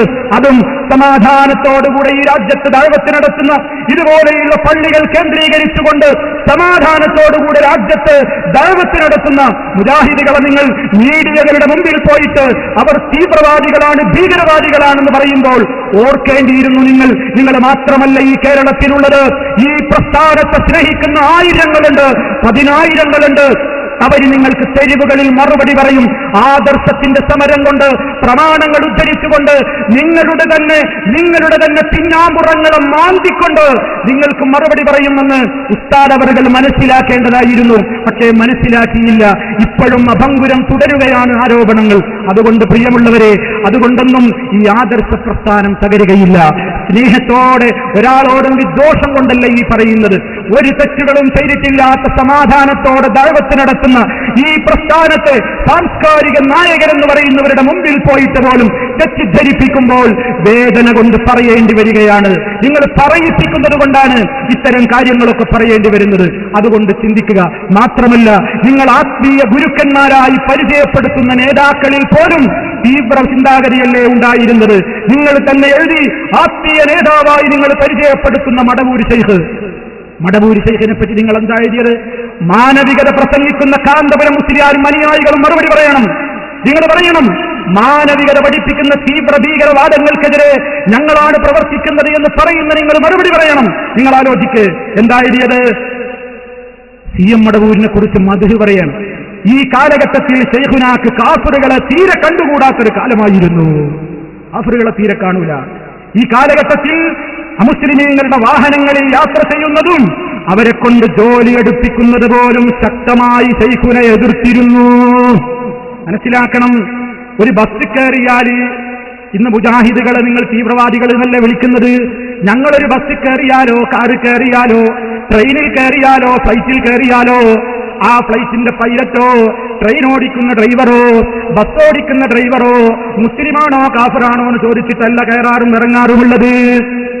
എന്തിനാ ഞാനത് പറഞ്ഞത്? ഈ CM മടവൂരിനെ കുറിച്ച് ഇവരെഴുതിയ പുസ്തകത്തിൽ CM മടവൂര് ബസ് കയറിയാൽ ചോദിക്കും, ഡ്രൈവർ മുസ്ലിമാണോ എന്ന് ചോദിച്ചു. ഡ്രൈവർ മുസ്ലിമാണോ? അപ്പോ പറഞ്ഞു, അല്ല, അദ്ദേഹം ബസ്സിൽ നിന്ന് ഇറങ്ങി നടന്നു. ഇത്ര ഭീകര തീവ്രവാദത്തിന്റെ ചിന്താഗതിയുള്ള ആത്മീയ ഗുരുക്കന്മാരുടെ ശിഷ്യന്മാരായിട്ട് നടക്കുന്ന നിങ്ങളാണോ മുജാഹിദുകൾ തീവ്രവാദികളാണ്, ഭീകരവാദികളാണെന്ന് സാംസ്കാരിക നായകന്മാരെ വിളിച്ചു കൂട്ടിക്കൊണ്ട് മാനവീയം പറയുന്നത്? ആലോചിക്കണം, ചിന്തിക്കണം പ്രിയമുള്ളവരെ. എത്രയെത്ര കലാപങ്ങൾക്ക് തിരികൊളുത്തി, എത്രയെത്ര മഹല്ലുകളിൽ പ്രശ്നങ്ങൾ ഉണ്ടാക്കി, എന്നിട്ടും പറയുന്നു മാനവികത ഉണർത്താനായ എന്റെ നടപ്പ്, മാനവികത ഉണർത്താനായ എന്റെ നടപ്പ്. എന്റെ യാത്രക്കുള്ള തെളിവെന്താ? കുട്ടികൾ ചോദിച്ചു ശൈഖുനയോട്, അല്ല ഉസ്താദേ, നിങ്ങളെ ഈ യാത്രക്കെന്താ തെളിവ്? മഹാനായ റസൂൽ സല്ലല്ലാഹു അലൈഹി വസല്ലം ഏഴാകാശത്തിന്റെ അപ്പുറത്ത് മേറാജ് യാത്ര പോയില്ലേ? പിന്നെന്താ? കേരള യാത്രക്കുള്ള തെളിവാണ് മേറാജ് പോയത്. മേറാജ് പോയി. മുഹാജിരീങ്ങൾ മക്ക വിട്ട് മദീനയിലേക്ക് ഹിജറ പോയില്ലേ? അതും യാത്രയാണ്. അതുപോലെ എന്റെ യാത്ര തീരുമ്പോൾ കേരളത്തിന്റെ അങ്ങേയറ്റം മുതൽ മറ്റേയറ്റം വരെ മാനവികത ഉണരും. നന്നായി നിങ്ങൾ ഉണർത്തും. നിങ്ങൾ ഉണർത്തുന്ന മാനവികതയുടെ സാമ്പിൾ അടി പറയുന്നു. പ്രിയമുള്ള സഹോദരങ്ങളെ, ഈ മുസ്ലിയാരല്ല കേരളത്തിലെ മുസ്ലിമീങ്ങൾ മുഴുവനും എന്നറിയുന്നത് കൊണ്ടാണ് ഞാൻ പറയുന്നത്. ഈ മുസ്ലിയാരല്ല, ഈ മുസ്ലിയാരുടെ ചിന്താഗതിക്കാരല്ല മുസ്ലിമീങ്ങൾ. മുസ്ലിമീങ്ങൾക്ക് അവർക്ക് സൗഹാർദ്ദമുണ്ട്, അവർക്ക് സ്നേഹമുണ്ട്, അവർ പ്രതിപക്ഷ ബഹുമാനമുണ്ട്. ഇയാളുടെ അതേ ചിന്താഗതിക്കാരല്ല. സുന്നികളെന്ന് പറയുന്ന ആളുകൾ പോലും അല്ല, ഇയാളുടെ അനുയായികളെ പോലെയുള്ള ആളുകളല്ല. അതുകൊണ്ട് നാം മനസ്സിലാക്കുക, സമാധാനാന്തരീക്ഷത്തിൽ ഇസ്ലാമിക ദഅവത്ത് നടക്കണം. ഓരോരുത്തരും അവരവർക്ക് പറയാനുള്ളത് തുറന്നു പറയട്ടെ. ജനങ്ങൾ ആദർശം പഠിക്കട്ടെ. പരിശുദ്ധമായ കലാമ് ആളുകൾ ശരിക്കും മനസ്സിലാക്കട്ടെ. ആ ഒരർത്ഥത്തിലേക്ക് ജനങ്ങൾ നീങ്ങണം. ഈ സന്ദർഭത്തിൽ ഒരുപാട് തെറ്റിദ്ധാരണകൾ വീണ്ടും പ്രിയമുള്ളവരെ, ഈ പള്ളിയിലേക്ക് അടുക്കരുത് എന്ന് പറയാനെന്താ ഒരു കാരണം പറയുന്നത്? അവിടെ സ്വലാത്തില്ലാത്ത പള്ളിയാ, മുത്തുനബിയുടെ പേരിൽ സ്വലാത്ത് ചെല്ലൂല. തെറ്റിദ്ധാരണയാണ് മക്കളെ. അഷ്റഫുൽ ഖൽഖ് സല്ലല്ലാഹു അലൈഹി വസല്ലമിന്റെ പേരിൽ സ്വലാത്ത് ചൊല്ലുന്ന പള്ളികൾ തന്നെയാണ് ഈ പള്ളികളും. പക്ഷേ ഈ പള്ളിയിൽ സ്വലാത്ത് ചൊല്ലുന്നത് ആളുകളെ കേൾപ്പിക്കാനും കാണിക്കാനുമല്ല. ഈ പള്ളി പോലെയുള്ള പള്ളികളിൽ സ്വലാത്ത് നടത്തുന്നത് പണപ്പിരിവിനായിരിക്കില്ല, മറിച്ച് അല്ലാഹുവിന്റെ പൊരുത്തം. ആരെങ്കിലും എന്റെ പേരിൽ ഒരു സ്വലാത്തിനെ ചോദിച്ചാൽ അല്ലാഹു അവന് 10 ഗുണം പ്രദാനം ചെയ്യുമെന്ന് ഹബീബായ റസൂലുള്ളാഹി സ്വല്ലല്ലാഹു അലൈഹി വസല്ലം പഠിപ്പിച്ച ആ ഒരു വീര്യം ഉൾക്കൊണ്ടുകൊണ്ട് ഇതുപോലെയുള്ള പള്ളികളിൽ സ്വലാത്തുകൾ ചൊല്ലും. അത് റിയാഇന് വേണ്ടിയാവില്ല. എന്നാൽ വിളിപ്പാടകലയുള്ള മുട്ടിപ്പടിയിൽ ഞങ്ങളിട്ട പേരല്ല അപ്പുറത്തെ സമസ്ത പോലും പറഞ്ഞത് മുട്ടിപ്പടിയല്ല, അത് പെട്ടിപ്പടിയാണ്. കാരണം സ്വലാത്തിന്റെ പേരിൽ ചൂഷണമാണ് നടക്കുന്നത്. അതിന് ഉസ്താദിന്റെ ഫത്വയും കിട്ടി. ജനങ്ങളുടെ മുമ്പിൽ ഞാനൊരു സ്വലാത്തുകാരനാണെന്ന് അറിയിക്കാൻ വേണ്ടി സ്വലാത്ത് ചൊല്ലിയാലും കൂലിയുണ്ട് പോലും. ഒരു മുസ്ലിമിനെ അറിയില്ലേ? പടച്ചറബല്ലാത്തവരെ കാണിക്കാൻ ഉദ്ദേശിച്ചുകൊണ്ട് അവരിൽ നിന്ന് പേര് കിട്ടാൻ വേണ്ടി ഒരു കർമ്മം ചെയ്താലും അതിന് വിലയില്ല. ഇസ്ലാമിന്റെ ബാലപാഠം പഠിച്ചവർക്ക് പോലും അറിയാമെങ്കിൽ ഈ മുസ്ലിയാർ പറയുന്നത് ജനങ്ങൾക്കിടയിൽ ഞാനൊരു സ്വലാത്തുകാരനാണ് എന്ന പേര് കിട്ടാൻ വേണ്ടി സ്വലാത്ത് ചൊല്ലിയാലും കൂലിയുണ്ട്. അതുപോലെ തന്നെ സാമ്പത്തിക നേട്ടം വാരിക്കൂട്ടാൻ വേണ്ടി ചൊല്ലിയാലും കൂലിയുണ്ട് എന്നൊക്കെ ഫത്വയും കിട്ടിയപ്പോൾ അതേ മത്സരമായി, പലയിടത്തും കേന്ദ്രങ്ങളായി, ലക്ഷങ്ങൾ വാരലായി. അങ്ങനെ അത് ഏറ്റവും വലിയ ഒരു ചൂഷണത്തിന്റെ മേഖലകളായി മാറി. മുജാഹിദുകൾ അത്തരം ചൂഷണങ്ങൾക്ക് സ്വലാത്തുകളെ ഉപയോഗപ്പെടുത്താറില്ല. പാടില്ല. അവര് സ്വലാത്ത് റസൂൽ സല്ലല്ലാഹു അലൈഹി വസല്ലം പഠിപ്പിച്ചതുപോലെ അവര് ചൊല്ലുന്നു. അവിടുന്ന് എങ്ങനെയാണോ പഠിപ്പിച്ചത്, എവിടെയൊക്കെയാണോ പ്രത്യേക പുണ്യം പഠിപ്പിച്ചത്, അവിടെയൊക്കെ അവര് ചൊല്ലുന്നു. അതിനാരും എതിര് പറഞ്ഞിട്ടില്ല. ഇപ്പോൾ എന്തായി? സലാത്തിൽ നിന്ന് പണപ്പിരിവുദ്ദേശിക്കുമ്പോൾ പെണ്ണിന് പള്ളിയിൽ വന്നുകൂടാ, പെണ്ണിന് പള്ളിയിൽ നിസ്കാരത്തിന് വന്നുകൂടാ, ജുമാക്ക് വന്നുകൂടാ, ജമാഅത്തിന് വന്നുകൂടാ. അതേ അവസരത്തിലതാ മുട്ടിപ്പടിയിലും പെട്ടിപ്പടിയിലുമൊക്കെ സലാത്തിന് പെണ്ണുങ്ങളുടെ ഒഴുക്കാണ്. ചോദിക്കട്ടെ, ഈ ശബ്ദം ശ്രവിക്കുന്ന മുഴുവൻ ഉമ്മതങ്ങന്മാരും ചിന്തിക്കും. ഞാനിത് വെറുതെ പറയുന്നതല്ല, ഇവർക്ക് പോലും ഇതിനെക്കുറിച്ചുള്ള അഭിപ്രായമുണ്ട്. ഞാനിതാ നിങ്ങളുടെ മുമ്പിൽ എടുത്തു കാണിക്കാൻ പോകുന്നത് അവരുടെ തന്നെ ഒരു പ്രസിദ്ധീകരണമാകുന്നു. ആ പ്രസിദ്ധീകരണത്തിലേക്ക് ഒരു ചോദ്യമുണ്ട്. ഈ പ്രസിദ്ധീകരണം ഈ കാണുന്നത് ചോദ്യോത്തരങ്ങളാണ്. ചോദ്യോത്തരങ്ങൾ എന്നത് സുന്നത്ത് മാസികയിലാണ് വന്നത്. മുട്ടിപ്പടി സലാത്തുകാരുടെ തന്നെ പാർട്ടിയുടെ പത്രമാണ്. അതിലേക്കുള്ള ഒരു ചോദ്യം കേട്ടോ. സലാത്തിനെന്ന പേരിൽ സ്ത്രീകൾ പങ്കെടുക്കുന്നതും വീട് വിട്ടിറങ്ങുന്നതും അനുവദനീയമാണോ? ചോദ്യം എന്റെ ഉമ്മമാര് ശ്രദ്ധിച്ചോ. അതെ, എന്താ ചോദിച്ചത്? സലാത്തിനെന്ന പേരിൽ സ്ത്രീകൾ പങ്കെടുക്കുന്നതും വീട് വിട്ടിറങ്ങുന്നതും അനുവദനീയമാണോ? ഉത്തരം, പുറത്ത് സംഘടിപ്പിക്കുന്ന സലാത്ത് ദിക്റുകൾക്ക് സ്ത്രീകൾ പങ്കെടുക്കാവുന്നതല്ല. പുറത്ത് സംഘടിപ്പിക്കുന്ന സലാത്ത് ദിക്റുകൾക്ക് സ്ത്രീകൾ പങ്കെടുക്കാവുന്നതല്ല. നിർബന്ധമായ കാര്യങ്ങൾ പഠിക്കുന്നതിന് വേണ്ടി മതപ്രസംഗങ്ങളിൽ നിബന്ധനകൾ പാലിച്ചുകൊണ്ട് സഹോദരിമാർക്ക് അനിവാര്യമെങ്കിൽ പങ്കെടുക്കാവുന്നതാണ്. വയലു കേൾക്കാൻ പോകൽ നിർബന്ധമാണ്, സാഹചര്യമാണെങ്കിൽ പോകാം. അതല്ലാതെ ദിക്റിന് പുറപ്പെടാനോ സലാത്തിന് പുറപ്പെടാനോ പാടില്ല. ഫത്വ ഒന്ന് കൊടുക്കും, ജനങ്ങളെ വേറൊരു വഴിക്ക് നയിക്കും. ഈ പരിപാടി മുജാഹിദുകൾക്കില്ല. മുജാഹിദുകൾ അങ്ങനെ സലാത്തില്ല. ഇപ്പൊ പുതിയൊരു പരിപാടിയുണ്ട്. പണ്ട് നമ്മുടെയൊക്കെ നാട്ടില് എവിടെയെങ്കിലും ഒരു പരിപാടിയോ മറ്റെവിടെയെങ്കിലുമൊക്കെ സ്ഥലങ്ങളിൽ വല്ല ഭൂകമ്പോ മറ്റ് കാര്യങ്ങളോ ഒക്കെ സംഭവിച്ചു കഴിഞ്ഞാൽ നാട് വീടാന്തരം കയറിയിട്ട് ഓല, മുള, തേങ്ങ, വസ്ത്രങ്ങൾ പോലെയുള്ളതൊക്കെ ശേഖരിച്ചിട്ട് ഒരിടത്ത് കൂട്ടിയിട്ട് വേറെ സ്ഥലത്തേക്ക് അത് കയറ്റി വിടലുണ്ട്. ഇപ്പൊ മുട്ടിപ്പടിക്കാരന്റെ നേതൃത്വത്തിൽ പുതിയൊരു വിദഗ്ധ, പുതിയൊരു പരിപാടി. 10 കോടി സലാത്ത് സംഭരിച്ച് കയറ്റി അയക്കുന്നു മദീനയിലേക്ക്. ആലോചിച്ച് നോക്കണം. 10 കോടി സലാത്ത് സംഭരിച്ച് കയറ്റി അയക്കുന്നതാണ്. ഒരു മൂപ്പരെ നിർദ്ദേശം എന്താ നിർദ്ദേശം? എല്ലാവരും കഴിയുന്നത്ര സലാത്ത് ഇങ്ങനെ ചെല്ലണ സലാത്തിന്റെ എണ്ണ ഒരു പേപ്പറിൽ എഴുതി വെക്കുക. എന്നിട്ട് ഉസ്താദിന് SMS അയക്കുക. ഉസ്താദിന് ഒന്നുകിൽ SMS അയക്കുക, അല്ലെങ്കിൽ ഫോണിൽ വിളിച്ചു പറയാ, ഉസ്താദേ ഞാൻ ഇന്നലെ 3000 എണ്ണം ചൊല്ലി, മിഞ്ഞാന്ന് 10,000 ചൊല്ലി. ഇങ്ങനെ ഓരോരുത്തരും വിളിച്ചു പറഞ്ഞ് 10 കോടി മൂപ്പരടുത്തവിടെ സംഭരിക്കപ്പെട്ടാൽ മദീനത്തേക്ക് മൂപ്പര് കയറ്റി അയക്കുമ്പോഴും മദീനത്തേക്ക് 10 കോടി സമർപ്പിക്കാനുള്ള പരിപാടി പുതിയ തുടക്കം കുറിച്ചിരിക്കുകയാണ്. ഞങ്ങൾക്കറിയാം ഞങ്ങളുടെ ഉള്ളിൽ എന്താണിപ്പോ പരിപാടി എന്നറിയാം. ഇപ്പൊ വെറും SMS ആവശ്യപ്പെടുന്നുള്ളൂ. അടുത്ത കൊല്ലം നിങ്ങൾ പരസ്യത്തിൽ കൊടുക്കും. നിങ്ങൾ ചൊല്ലുന്ന സലാത്തിന്റെ എണ്ണം ഒന്നിന് 1 രൂപ വെച്ചുകൊണ്ട് ഇങ്ങോട്ട് അയക്കുകയും കൂടി ചെയ്യണം. എല്ലാം കൂടി സംഭരിച്ചുകൊണ്ട് ഞങ്ങളത് മദീനത്തേക്കല്ല, ഇവിടെ ചില പോക്കറ്റുകളിലേക്ക് കയറ്റി അയക്കുന്നതാണ്. ഈ പരസ്യം ചിലപ്പോൾ വന്നേക്കാം.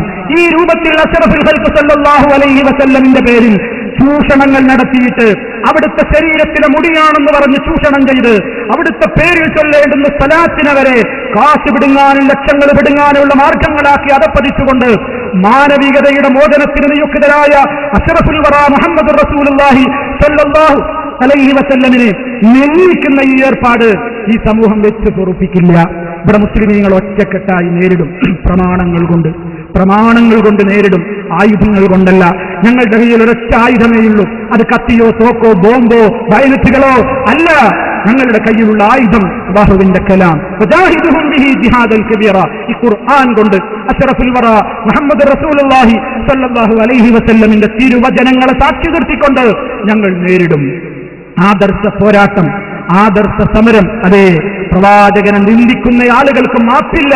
അവരെ ഈ സമൂഹത്തിന്റെ മുമ്പിൽ കൃത്യമായി തന്നെ തൊലിയിരിക്കപ്പെടേണ്ടതുണ്ട്. അതുകൊണ്ട് ഏത് ചൂഷണങ്ങളുടെ മേഖലക്കും എതിരി നിന്ന മഹാനായ റസൂൽ കരീം സല്ലല്ലാഹു അലൈഹി വസല്ലമിനെ പോലും ചൂഷണത്തിനുള്ള ഉപാധിയാക്കിക്കൊണ്ടാണ് ഒരു വിഭാഗം ഇവിടെ പ്രവർത്തിച്ചുകൊണ്ടിരിക്കുന്നത്. ഇത്തരത്തിലുള്ള എല്ലാ ചൂഷണങ്ങളിൽ നിന്നും ഈ സമൂഹത്തെ രക്ഷിക്കേണ്ട ഭാരിച്ച ഉത്തരവാദിത്തമാണ് പ്രിയമുള്ളവരെ നമുക്കുള്ളത്. നമ്മൾ ദിക്ർ ചൊല്ലൂല എന്ന് ആക്ഷേപിക്കുന്നവരുണ്ട്, നമുക്ക് പ്രാർത്ഥനയില്ല എന്ന് പറയുന്നവരുണ്ട്. അതേ മഹാനായ റസൂൽ കരീം സല്ലല്ലാഹു അലൈഹി വസല്ലം പഠിപ്പിച്ച ഒരൊറ്റ ദിക്ർ ദുആകളോടും നമ്മൾ പുറംതിരിഞ്ഞു നിന്നിട്ടില്ല. രാവിലെ എഴുന്നേൽക്കുമ്പോൾ ദിക്ർ ദുആയുണ്ട്, രാത്രി ഉറങ്ങാൻ കിടക്കുമ്പോൾ ദിക്ർ ദുആയുണ്ട്. അതേ മന്ത്രമുണ്ട്. രോഗിക്ക് മന്ത്രിക്കാറുണ്ട്. അറിയാത്ത രോഗിയാണെങ്കിൽ മന്ത്രിച്ചു കൊടുക്കേണ്ടി വരും ചിലപ്പോൾ അവനവന്റെ വീട്ടിലും ബന്ധപ്പെട്ടവരിലുമാണെങ്കിൽ. അതേ ഖുർആൻ ഓതിക്കൊണ്ട് ശരീരത്തിൽ അതേ കയ്യിൽ ഊതിക്കൊണ്ട് ആ കൈ കൊണ്ട് ശരീരം മുഴുവൻ തടവാൻ ഉറങ്ങുന്നതിന്റെ മഹാനായ റസൂൽ കരീം സല്ലല്ലാഹു അലൈഹി വസല്ലം സൂറത്തുൽ ഇഖ്ലാസ്, അതുപോലെ തന്നെ ഖുൽ അഊദു ബിറബ്ബിൽ ഫലഖ്, ഖുൽ അഊദു ബിറബ്ബിൻ നാസ്, ഇതൊക്കെ ഓതി കയ്യിൽ ഊതിയിട്ട് ശരീരം അതുപോലെ തന്നെ ശരീരത്തിന്റെ എല്ലാ ഭാഗങ്ങളിലും തടവിക്കിടക്കാൻ നബി സല്ലല്ലാഹു അലൈഹി വസല്ലം പറഞ്ഞു. അത് പിശാചിൽ നിന്നുള്ള കാവലാണ്, ആയത്തുൽ കുർസി ശൈത്താനിൽ നിന്നുള്ള കാവലാണ്. വീട്ടിലേക്ക് കയറുമ്പോൾ ശൈത്താൻ കൂടെ കയറാതിരിക്കാൻ ബിസ്മില്ല ചൊല്ലിക്കോ, ഭക്ഷണം കഴിക്കുമ്പോൾ ബിസ്മില്ല ചൊല്ലിക്കോ. ഇസ്ലാമിന്റെ എല്ലാ നിയമങ്ങളും അവിടുന്ന് പറഞ്ഞു.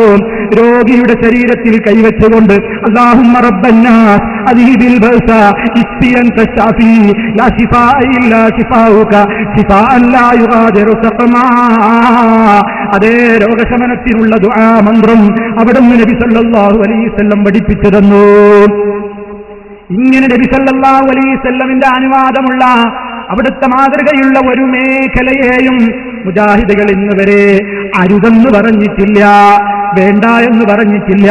അതേ ഇസ്ലാമികമായി അവിടുന്ന് പറയുന്നത് മുഴുവനും നമുക്ക് ഇസ്ലാം പഠിപ്പിച്ചു തന്ന ഓരോ കാര്യങ്ങളും ഈ സമൂഹത്തിന്റെ മുമ്പിൽ കൃത്യമായി തന്നെ മുജാഹിദുകൾ പറയുന്നു.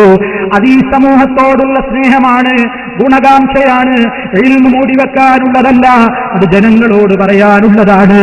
അതേ സമൂഹത്തിന്റെ മുമ്പിൽ വളരെ കൃത്യമായി ഇസ്ലാമികമായ ആദർശങ്ങൾ പറയുമ്പോൾ തങ്ങൾക്കത് പകർന്നു തന്ന മഹാനായ റസൂൽ കരീം സല്ലല്ലാഹു അലൈഹി വസല്ലമിനെ അതേ എല്ലാ രംഗത്തും അനുധാവനം ചെയ്തുകൊണ്ട് ജീവിതത്തിന്റെ എല്ലാ മേഖലകളിലും മുസ്ലിമിന്റെ ഭവനങ്ങളിൽ ഇസ്ലാമിക സംസ്കാരമാണ് നിലനിർത്തുന്നത്. മുസ്ലിം ഭവനങ്ങളിൽ സിനിമയോടാറില്ല, സീരിയലുകളോടാറില്ല, അവിടെ ഹറാമായ സംഗീതമുണ്ടാകാറില്ല, അവിടെ മോശപ്പെട്ട ഒരു കാര്യങ്ങൾക്കും വേദിയാവാറില്ല. മറിച്ച് ഖുർആൻ ഓതുന്നു, അത് ചർച്ച ചെയ്യുന്നു, ദുആ ചെയ്യുന്നു, മക്കളെ ആ രൂപത്തിൽ തന്നെ വളർത്തുന്നു. ഇസ്ലാമിന്റെ വേഷം ധരിച്ചുകൊണ്ട് മാത്രം പെൺകൊടിമാർ പുറത്തേക്ക് ഇറങ്ങുന്നു. അവർ മൊബൈൽ ഉപയോഗിക്കുന്നു, ഇന്റർനെറ്റ് ഉപയോഗിക്കുന്നു. പക്ഷേ പടച്ചവന് പേടിയോടെയാണ് മൊബൈലും നെറ്റുമൊക്കെ ഉപയോഗിക്കേണ്ടത്. ഒരു മൊബൈലിലൂടെയും ഒരു നെറ്റിലൂടെയും നാളെ മഹ്ശറിൽ അല്ലാഹുവിന്റെ അടുക്കൽ ചോദ്യം ചെയ്യപ്പെടുന്ന നിലക്ക് കുറ്റകരമായ ഒരു മെസ്സേജും അയച്ചുകൂടാ, ഒരു രംഗവും കണ്ട് ആസ്വദിച്ചുകൂടാ, ഒരു വർത്തമാനത്തിനും അത് വേദിയായിക്കൂടാ. അനാവശ്യമായ സ്വകാര്യമായ നിമിഷങ്ങളിലതാ പടച്ചവനെ മറന്നുകൊണ്ട് അതേ അനാവശ്യമായ ഒരിടത്തേക്കും നമുക്കല്ല സൗകര്യം ചെയ്തു തന്ന നമ്മുടെ നെറ്റ് ഉപയോഗപ്പെടുത്തി മൊബൈൽ ഉപയോഗപ്പെടുത്തിയിട്ട് കണ്ട് രസിച്ചുകൂടാ, കേട്ട് രസിച്ചുകൂടാ. പടച്ച റബ്ബ് തന്നതാണ് ഈ ശരീരം. ഈ കണ്ണിനെ കുറിച്ച് ചോദ്യമുണ്ട്, ഈ കാതിനെ കുറിച്ച് ചോദ്യമുണ്ട്, ഈ നാവിനെ കുറിച്ച് ചോദ്യമുണ്ട്, ഈ ശരീരത്തിലെ ഓരോ അവയവങ്ങളെ കുറിച്ചും ചോദ്യമുണ്ട്, ഓരോ അനുഗ്രഹങ്ങളെ കുറിച്ചും ചോദ്യമുണ്ടല്ലോ. സുമ്മല തുസ്അലുന്ന യൗമഇദിൻ അനിൻ നഈം. സർവ്വ അനുഗ്രഹങ്ങളെ കുറിച്ചും നിശ്ചയം നിങ്ങൾ ചോദിക്കപ്പെടുക തന്നെ ചെയ്യുമെന്ന് പരിശുദ്ധ ഖുർആൻ. നബി സല്ലല്ലാഹു അലൈഹി വസല്ലം പറഞ്ഞില്ലേ, 4 കാര്യങ്ങൾക്ക് മറുപടി പറയാതെ മഹ്ശറിൽ വെച്ച കാല് മുന്നോട്ട് വെക്കാൻ ഉമ്മമാരെ, സഹോദരന്മാരെ, റബ്ബ് സമ്മതിക്കൂല. ശരീരം എന്തിനു വേണ്ടി വിനിയോഗിച്ചു, പണം എവിടെ നിന്ന് കിട്ടി, എങ്ങോട്ട് ചെലവാക്കി, സമയം എന്തിനു വേണ്ടി ചെലവഴിച്ചു. അതേ നിന്റെ വയസ്സിൽ ഏറ്റവും കൂടുതൽ നല്ല പ്രകാശം പരത്തുന്ന നേരമായിരുന്ന നട്ടുച്ച എന്ന് വിശേഷിപ്പിക്കപ്പെടാവുന്ന നിന്റെ യൗവന കാലഘട്ടം ഏത് മാർഗത്തിൽ വിനിയോഗിച്ചടോ? ഓരോരുത്തരോടും അതിന്റെ ചോദ്യമുണ്ടോ? എന്തുത്തരം പറയാനാ മുസ്ലിമേ കരുതി വെച്ചിട്ടുള്ളത്? അതുകൊണ്ട് നമുക്ക് മരിച്ചു പോകണം, ഖബറിൽ കിടക്കണം, പരലോകത്ത് റബ്ബിന്റെ കോടതിയിൽ പോയി എണ്ണി എണ്ണി കണക്ക് പറയണം. ആ ദിവസത്തെ പേടിച്ചോ. വത്തഖൂ യൗമൻ തുർജഊന ഫീഹി ഇലല്ലാഹ് ثم توفى كل نفس ما كسبت وهم لا يظلمون. ഒരു ദിവസത്തെ നിങ്ങൾ പേടിക്കണേ. ആ ദിവസം നിങ്ങൾ അല്ലാഹുവിങ്കലേക്ക് മടക്കപ്പെടുന്ന ദിനമാണ്. നിങ്ങൾ ചെയ്തിട്ടുള്ള ഓരോ ചെയ്തികൾക്കും കണക്ക് തീർത്തവിടെ പ്രതിഫലം പൂർണ്ണമായി നൽകപ്പെടുന്ന ദിവസമാണ്. ഭയപ്പെട്ടോളണം എന്ന് പറയുമ്പോൾ അതേ ഇവിടെ കൂടിയ ഉമ്മമാരെ, സഹോദരീ സഹോദരന്മാരെ, ഇവിടം വിട്ട് നമ്മൾ നമ്മുടെ വീട്ടിലെത്തുമെന്നെന്താണ് ഉറപ്പുള്ളത്? ചെന്ന് കിടക്കേണ്ടത് ഖബറിലല്ലേ? ആരുണ്ടവിടെ നമുക്ക് കൂട്ടിന്? ഈ ലോകത്ത് വെച്ച് നമ്മൾ ചെയ്തിട്ടുള്ള കർമ്മങ്ങളല്ലാതെ ഒരു തുണയും തനിയുമില്ലാത്ത ഖബർ. ഭയപ്പെടേണ്ടതല്ലേ? ചിന്തിക്കേണ്ടതല്ലേ? ജീവിതത്തിൽ മാറ്റം വരുത്തിക്കൊള്ളണം. ഒരു വഖത്ത് നമസ്കാരവും നഷ്ടപ്പെടുത്തിക്കൂടാ. സകാത്ത് കണക്ക് തീർത്ത് കൊടുക്കാതിരുന്നുകൂടാ. ഇസ്ലാമിന്റെ ബാലപാഠങ്ങൾ മുതൽക്ക് അനിവാര്യമായ എല്ലാ ഇൽമുകളും പഠിച്ചേ മതിയാകൂ. ആഖിറം രക്ഷപ്പെടണമെങ്കിൽ ഇൽമു വേണം കേട്ടോ. ലോകത്തെ ഇൽമു വാരി വിതറാൻ യുക്തരായ അഷ്റഫുൽ വറാ മുഹമ്മദുർ റസൂലുള്ളാഹി സല്ലല്ലാഹു അലൈഹി വസല്ലമിനോട് വരെ അല്ലാഹു പറയുന്നത് വഖുർ റബ്ബി സിദ്നി ഇൽമാ. നബിയെ പറയൂ, ഇനിയും പറയൂ നബിയെ, റബ്ബി സിദ്നി ഇൽമാ, റബ്ബേ എനിക്ക് നീ ഇൽമു വർദ്ധിപ്പിച്ചു തരേണമേ. ഇൽമു തികഞ്ഞ സമയമില്ല. തൊട്ടില് മുതൽ തുടല വരെ എന്ന് പറയും പോലെ ഇൽമു പഠിക്കാൻ പ്രായമില്ല ഉപ്പമാരെ, ഉമ്മമാരെ. അതേ, ഈ മസ്ജിദ് കേന്ദ്രീകരിച്ചുകൊണ്ട് ഖുർആനിന്റെ പഠന കേന്ദ്രങ്ങളുണ്ട്. ഈ മലപ്പുറത്ത് ഖുർആനിന്റെ പഠന കേന്ദ്രങ്ങളുണ്ട്. ഹദീസിന്റെ ക്ലാസുകളുണ്ട്. നിങ്ങൾ പ്രായഭേദം മാനിക്കാതെ പോയി ചേർന്ന് പഠിക്കണം. ഇൽമെന്ന് പറയുന്നത് അതേ ആശിക്കുന്നവർക്ക് റബ്ബ് കൊടുക്കുന്ന ദാനമാണ്. ഇൽമെന്ന് പറയുന്നത് പ്രകാശമാണ്. അത് ആശിച്ചു ചെല്ലുന്നവർക്ക് അല്ലാഹു കൊടുക്കും കേട്ടോ. അഹങ്കാരികൾക്കത് കിട്ടൂല, ലജ്ജയുള്ളവർക്കും അത് കിട്ടൂല. ഈ വിഷയത്തിൽ എല്ലാം മടിയും ഉദാസീനതയും ലജ്ജയും മാറ്റിവെച്ചുകൊണ്ട് ഒരിക്കലും ഞാനൊക്കെ പഠിച്ചിട്ടുണ്ടെന്ന നാട്യം ഒഴിവാക്കിക്കൊണ്ട് വരൂ ജനങ്ങളെ, ഈ പള്ളിയിൽ ജുമാ ശ്രവിക്കോ, മിമ്പറിൽ നിന്ന് ദീന് പഠിക്കോ, ഖുർആൻ പഠിക്കൂ, ഹദീസ് പഠിക്കൂ, റസൂലുള്ളാഹിനെ കുറിച്ച് പഠിക്കോ, സഹാബത്തിനെ കുറിച്ച് പഠിക്കോ, സഹാബ ഉമ്മമാരെ കുറിച്ച് പഠിക്കോ, ഇസ്ലാമിന്റെ ചരിത്രങ്ങൾ പഠിക്കോ. അതേ, സമാധാനത്തോടെ ദഅവത്ത് നടത്താൻ പറയുന്ന ഇസ്ലാം, ആവശ്യമായ രണ്ടും നമ്മുടെ ജീവിതത്തിൽ മാറ്റം വരുത്താൻ പ്രേരിപ്പിക്കുന്ന ഇസ്ലാം, അത് പാരമ്പര്യ അവകാശവാദം കൊണ്ട് കിട്ടുന്നതല്ല, പഠിപ്പ് കൊണ്ടേ ഇൽമു കൊണ്ടേ കിട്ടൂ കേട്ടോ. അതുകൊണ്ട് ഇൽമിന്റെ പാതയിലേക്ക് വരണം. അല്ലാഹുവിന്റെ പൊരുത്തം ഉദ്ദേശിച്ചുകൊണ്ട് ഒരായത്ത് പഠിക്കാൻ നിങ്ങൾ ഇറങ്ങി പുറപ്പെട്ടാൽ, ഒരു ഹദീസ് പഠിക്കാൻ നിങ്ങൾ ഇറങ്ങി പുറപ്പെട്ടാൽ, അല്ലാഹു ആ മനുഷ്യനെ എളുപ്പമാക്കി കൊടുക്കുന്നു. തരീഖൻ ഇലൽ ജന്ന, സ്വർഗത്തിലേക്കുള്ള വഴി അല്ലാഹു എളുപ്പമാക്കുന്നു. ആ സ്വർഗം, കത്തിയാളുന്ന നരകത്തെക്കുറിച്ചുള്ള ഭീതി, പടച്ച റബ്ബിനോടുള്ള അദമ്യമായ സ്നേഹം, റസൂൽ കരീം സല്ലല്ലാഹു അലൈഹി വസല്ലമിനോടുള്ള സ്നേഹം, അത് മനസ്സിൽ താലോലിച്ചു കൊണ്ട് നടന്നുകൊണ്ട് ഇസ്ലാമിന്റെ ആദർശങ്ങളെ അതിന്റെ ശരിയായ രൂപത്തിൽ ശരിക്കും പഠിച്ച് മനസ്സിലാക്കണം. തെറ്റിദ്ധരിച്ചവരോടും പറയാനുള്ളതാണ്, തെറ്റിദ്ധാരണകൾ തീർക്കണം. നിങ്ങൾ ഈ പള്ളിയുമായി അടുക്കണം. ഈ പള്ളിയുമായി നിങ്ങൾ നിരന്തര ബന്ധം പുലർത്തണം. നിങ്ങൾ അകന്നകന്ന് പോകരുത്. അടുത്തടുത്ത് വരൂ. ആരോപണങ്ങളായിരുന്നു കേട്ടത് മുഴുവനെന്ന് നിങ്ങൾക്ക് ബോധ്യമാകും ഇവിടുത്തെ ഖുതുബകൾ ശ്രവിച്ചാൽ. എത്രയോ ആളുകൾ, ആയിരക്കണക്കിന് ആളുകളെ ഈ ഉള്ളവന്റെ പ്രവാസ ജീവിതത്തിനിടക്ക് അനുഭവത്തിലുണ്ട്. പ്രിയമുള്ളവരെ, നമ്മുടെ ഖുതുബകളിൽ പങ്കെടുക്കുന്ന എത്രയോ ആളുകൾ ഖുതുബ കഴിഞ്ഞ്, നിസ്കാരം കഴിഞ്ഞതിന് ശേഷം കെട്ടിപ്പിടിച്ചുകൊണ്ട് പൊട്ടിക്കരഞ്ഞ ഒട്ടേറെ അനുഭവങ്ങളുണ്ട്. മൗലവി, നിങ്ങളെക്കുറിച്ച് ഞങ്ങൾ കേട്ടത് നിങ്ങൾ റസൂലുള്ളാഹിനെ ചീത്ത പറയുന്നവരാണെന്നും അവിടുത്തെ സലാത്ത് ചെല്ലാത്തവരാണെന്നും ഒക്കെയായിരുന്നു. നിങ്ങളുടെ ഖുതുബയിൽ ഞങ്ങൾ സലാത്ത് ചെല്ലുന്നത് കേട്ടല്ലോ, ഞങ്ങൾക്ക് ഇപ്പോഴാണ് തെറ്റിദ്ധാരണകൾ മനസ്സിലായത് എന്ന്. അതേ, എത്രയോ ആളുകൾ പലരുടെയും കുപ്രചരണങ്ങൾ കേട്ടുകൊണ്ട് അകന്നു നിൽക്കുന്നുണ്ട്. അകന്നു നിൽക്കുന്ന സഹോദരങ്ങളെ, നിങ്ങൾ അടുത്തു വരൂ, നിങ്ങൾ അടുത്തു വരൂ. എല്ലാവരും കാന്തപുരത്തിന്റെ മനസ്ഥിതിക്കാരാണെന്ന് ഞങ്ങൾക്ക് അഭിപ്രായമില്ല. സ്നേഹമുള്ളവരുണ്ട്, സൗഹാർദ്ദമുള്ളവരുണ്ട്, അതുപോലെ തന്നെ പഠിക്കണമെന്ന് ആഗ്രഹമുള്ളവരുണ്ട്. സത്യം എവിടെയാണെങ്കിൽ അതിന് ഉടനെ തന്നെ പുൽകണം, സ്വർഗം വേണമെന്ന് ആഗ്രഹിക്കുന്ന ആളുകളുണ്ട്. വരൂ സഹോദരങ്ങളെ, നിങ്ങളുടെ തെറ്റിദ്ധാരണകൾ നിങ്ങൾ തീർക്കുക. ഈ വിശുദ്ധമായ ഗ്രന്ഥത്തെ നിങ്ങൾ പഠിക്കുക, അറിയുക. ഇത് ലോകത്തിന് വഴികാട്ടിയാണ്. ഇത് മനസ്സമാധാനം വരുന്ന ഗ്രന്ഥമാണ്. മനസ്സിന് സ്വസ്ഥത ഇതിലൂടെയാണ് ലഭിക്കുക. ഇതിലൂടെയാണ് മനസ്സിന് ശാന്തി ലഭിക്കുക. ഇതിലൂടെയാണ് കുടുംബങ്ങളിൽ ശാന്തി വിളയാടുക. ഇതിലൂടെയാണ് അയൽപ്പക്ക ബന്ധം സുദൃഢമാവുക. ഇതിലൂടെയാണ് രാജ്യത്ത് വലിയ രൂപത്തിലുള്ള സമാധാനം പുലരുക. അതുകൊണ്ട് ഈ മാർഗദർശനത്തിന്റെ വഴിത്താരയിൽ നിങ്ങളും ഒരു തുള്ളിയായി ഒഴുകുക എന്ന് മാത്രം ഈ അവസരത്തിൽ ഓർമ്മപ്പെടുത്തിക്കൊണ്ട് ഞാൻ എന്റെ വാക്കുകൾ അവസാനിപ്പിക്കുകയാണ്.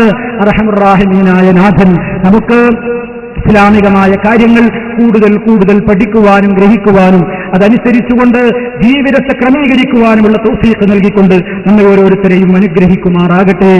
ഈ മനോഹരമായ ഈ ഭക്തിസാന്ദ്രമായ അന്തരീക്ഷത്തിൽ ഇവിടെ ഉദ്ഘാടനം ചെയ്യപ്പെട്ട ഈ മനോഹരമായ പള്ളി പടുത്തുയർത്തുവാൻ ആലോചിച്ചവരും അതിന് സഹായിച്ചവരും അതിന് പണം കൊടുത്തവരും ഒരുപാട് ആളുകളുണ്ട്. അവരിൽ മരണപ്പെട്ടു പോയവരുണ്ട്, ഇന്നും ജീവിച്ചിരിക്കുന്നവരുണ്ട്, ഈ സദസ്സിലുള്ളവരുണ്ട്, ഇല്ലാത്തവരുണ്ട്. അർഹമുർ റഹീമീനായ നാഥ, ആരെങ്കിലും അല്ലാഹുവിന്റെ പൊരുത്തം ഉദ്ദേശിച്ചുകൊണ്ടൊരു ഭവനം നിർമ്മിച്ചാൽ അവന് സ്വർഗത്തിൽ അല്ലാഹു മണിമാളിക എടുത്തു കൊടുക്കുമെന്ന് പറഞ്ഞ ആ പ്രതിഫലം അല്ലാഹുവേ ഈ ഭവനത്തിന്റെ സഹകാരികൾക്ക്, സഹായികൾക്ക്, ഇതിന് നിർമ്മിച്ചവർക്ക്, ഇതിനു വേണ്ട ഒത്താശകൾ ചെയ്തവർക്ക് അല്ലാഹുവേ നീ നൽകി അനുഗ്രഹിക്കണമേ നാഥ. ഞങ്ങളുടെയും അവരുടെയും സർവ്വ പാപങ്ങളും നീ പൊറുക്കണമേ നാഥ. എത്രയോ രോഗികളുണ്ട് ഞങ്ങളുടെ കൂട്ടത്തിൽ, ശിഫ നൽകണമേ നാഥ. എല്ലാവിധത്തിലുള്ള പ്രയാസങ്ങളിലും ദുരന്തങ്ങളിലും ദുരിതങ്ങളിൽ നിന്നും നീ ഞങ്ങളെ കാത്തുരക്ഷിക്കണമേ നാഥ. മാരകമായ രോഗങ്ങളിൽ നിന്ന്, സഹിക്കാനാവാത്ത പരീക്ഷണങ്ങളിൽ നിന്ന് അല്ലാഹുവേ നീ ഞങ്ങളെ കാത്തുരക്ഷിക്കണമേ. ഇസ്ലാമികമായ കാര്യങ്ങൾ കൂടുതൽ കൂടുതൽ അറിയുവാനും മനസ്സിലാക്കുവാനും അവ കൊണ്ട് ജീവിതത്തെ ധന്യമാക്കുവാനും സംസ്കൃതമാക്കുവാനുമുള്ള തൗഫീഖ് നീ ഞങ്ങൾക്കും ഞങ്ങളുടെ മക്കൾക്കും കുടുംബാദികൾക്കും നൽകിക്കൊണ്ട് നീ ഞങ്ങൾ അനുഗ്രഹിക്കണമേ. ഞങ്ങളിൽ നിന്ന് മരണപ്പെട്ടു പോയവരുടെ ഖബറുകൾ നീ സന്തോഷത്തിലാക്കണമേ നാഥ. ഞങ്ങളുടെയും അവരുടെയും പാപങ്ങൾ നീ പുറത്തു കൊടുക്കണമേ, പുറത്തു തരണമേ നാഥ. ഞങ്ങളെയും അവരെയും നിന്റെ ജന്നാത്തുൻ നഈമിൽ നീ സന്തോഷപൂർവ്വം ഒരുമിച്ച് ചേർക്കണമേ നാഥ. മഹാന്മാരായ പ്രവാചകന്മാരും സിദ്ദീഖീങ്ങളും ശുഹദാക്കളും സാലിഹീങ്ങളും ഔലിയാക്കളും ഒക്കെ ഒന്നിച്ചു ചേരുന്ന മഹ്ശറിൽ അവരോടൊത്തുകൊണ്ട് സന്തോഷത്തോടുകൂടെ ഒന്നിച്ചു ചേരാൻ, സ്വർഗത്തിലേക്ക് പ്രവേശിക്കാൻ നാഥ സാധുക്കളായ, ദോഷികളായ, പാപികളായ, ദുർബലരായ ഞങ്ങൾക്ക് നീ ശക്തി തന്ന് അനുഗ്രഹിക്കണമേ, തൗഫീഖ് നൽകി അനുഗ്രഹിക്കണമേ. ഞങ്ങളുടെ പ്രവർത്തനങ്ങളിൽ, വാക്കുകളിൽ, നോക്കുകളിൽ വന്നിട്ടുള്ള എന്തെങ്കിലും വീഴ്ചകളുണ്ടെങ്കിൽ നാഥ നീ അതെല്ലാം ഈ മജ്‌ലിസ് വിട്ട് പിരിയുന്നതിന്റെ മുമ്പേ പുറത്ത് മാപ്പ് നൽകി ഞങ്ങളെ ശുദ്ധീകരിക്കണമേ നാഥ. اللهم اغفر للمؤمنين والمؤمنات والمسلمين والمسلمات الأحياء منهم والأموات إنك مجيب الدعوات وقاضي الحاجات. اللهم أعز الإسلام والمسلمين وأذل الشرك والمشركين. اللهم أجرنا وأجر والدينا من النار. ربنا اغفر لنا ولإخواننا الذين سبقونا بالإيمان ولا تجعل في قلوبنا غلا للذين آمنوا ربنا إنك رؤوف رحيم. توفنا مسلمين وألحقنا بالصالحين. اللهم صل على محمد وعلى آل محمد. والسلام عليكم ورحمة الله وبركاته.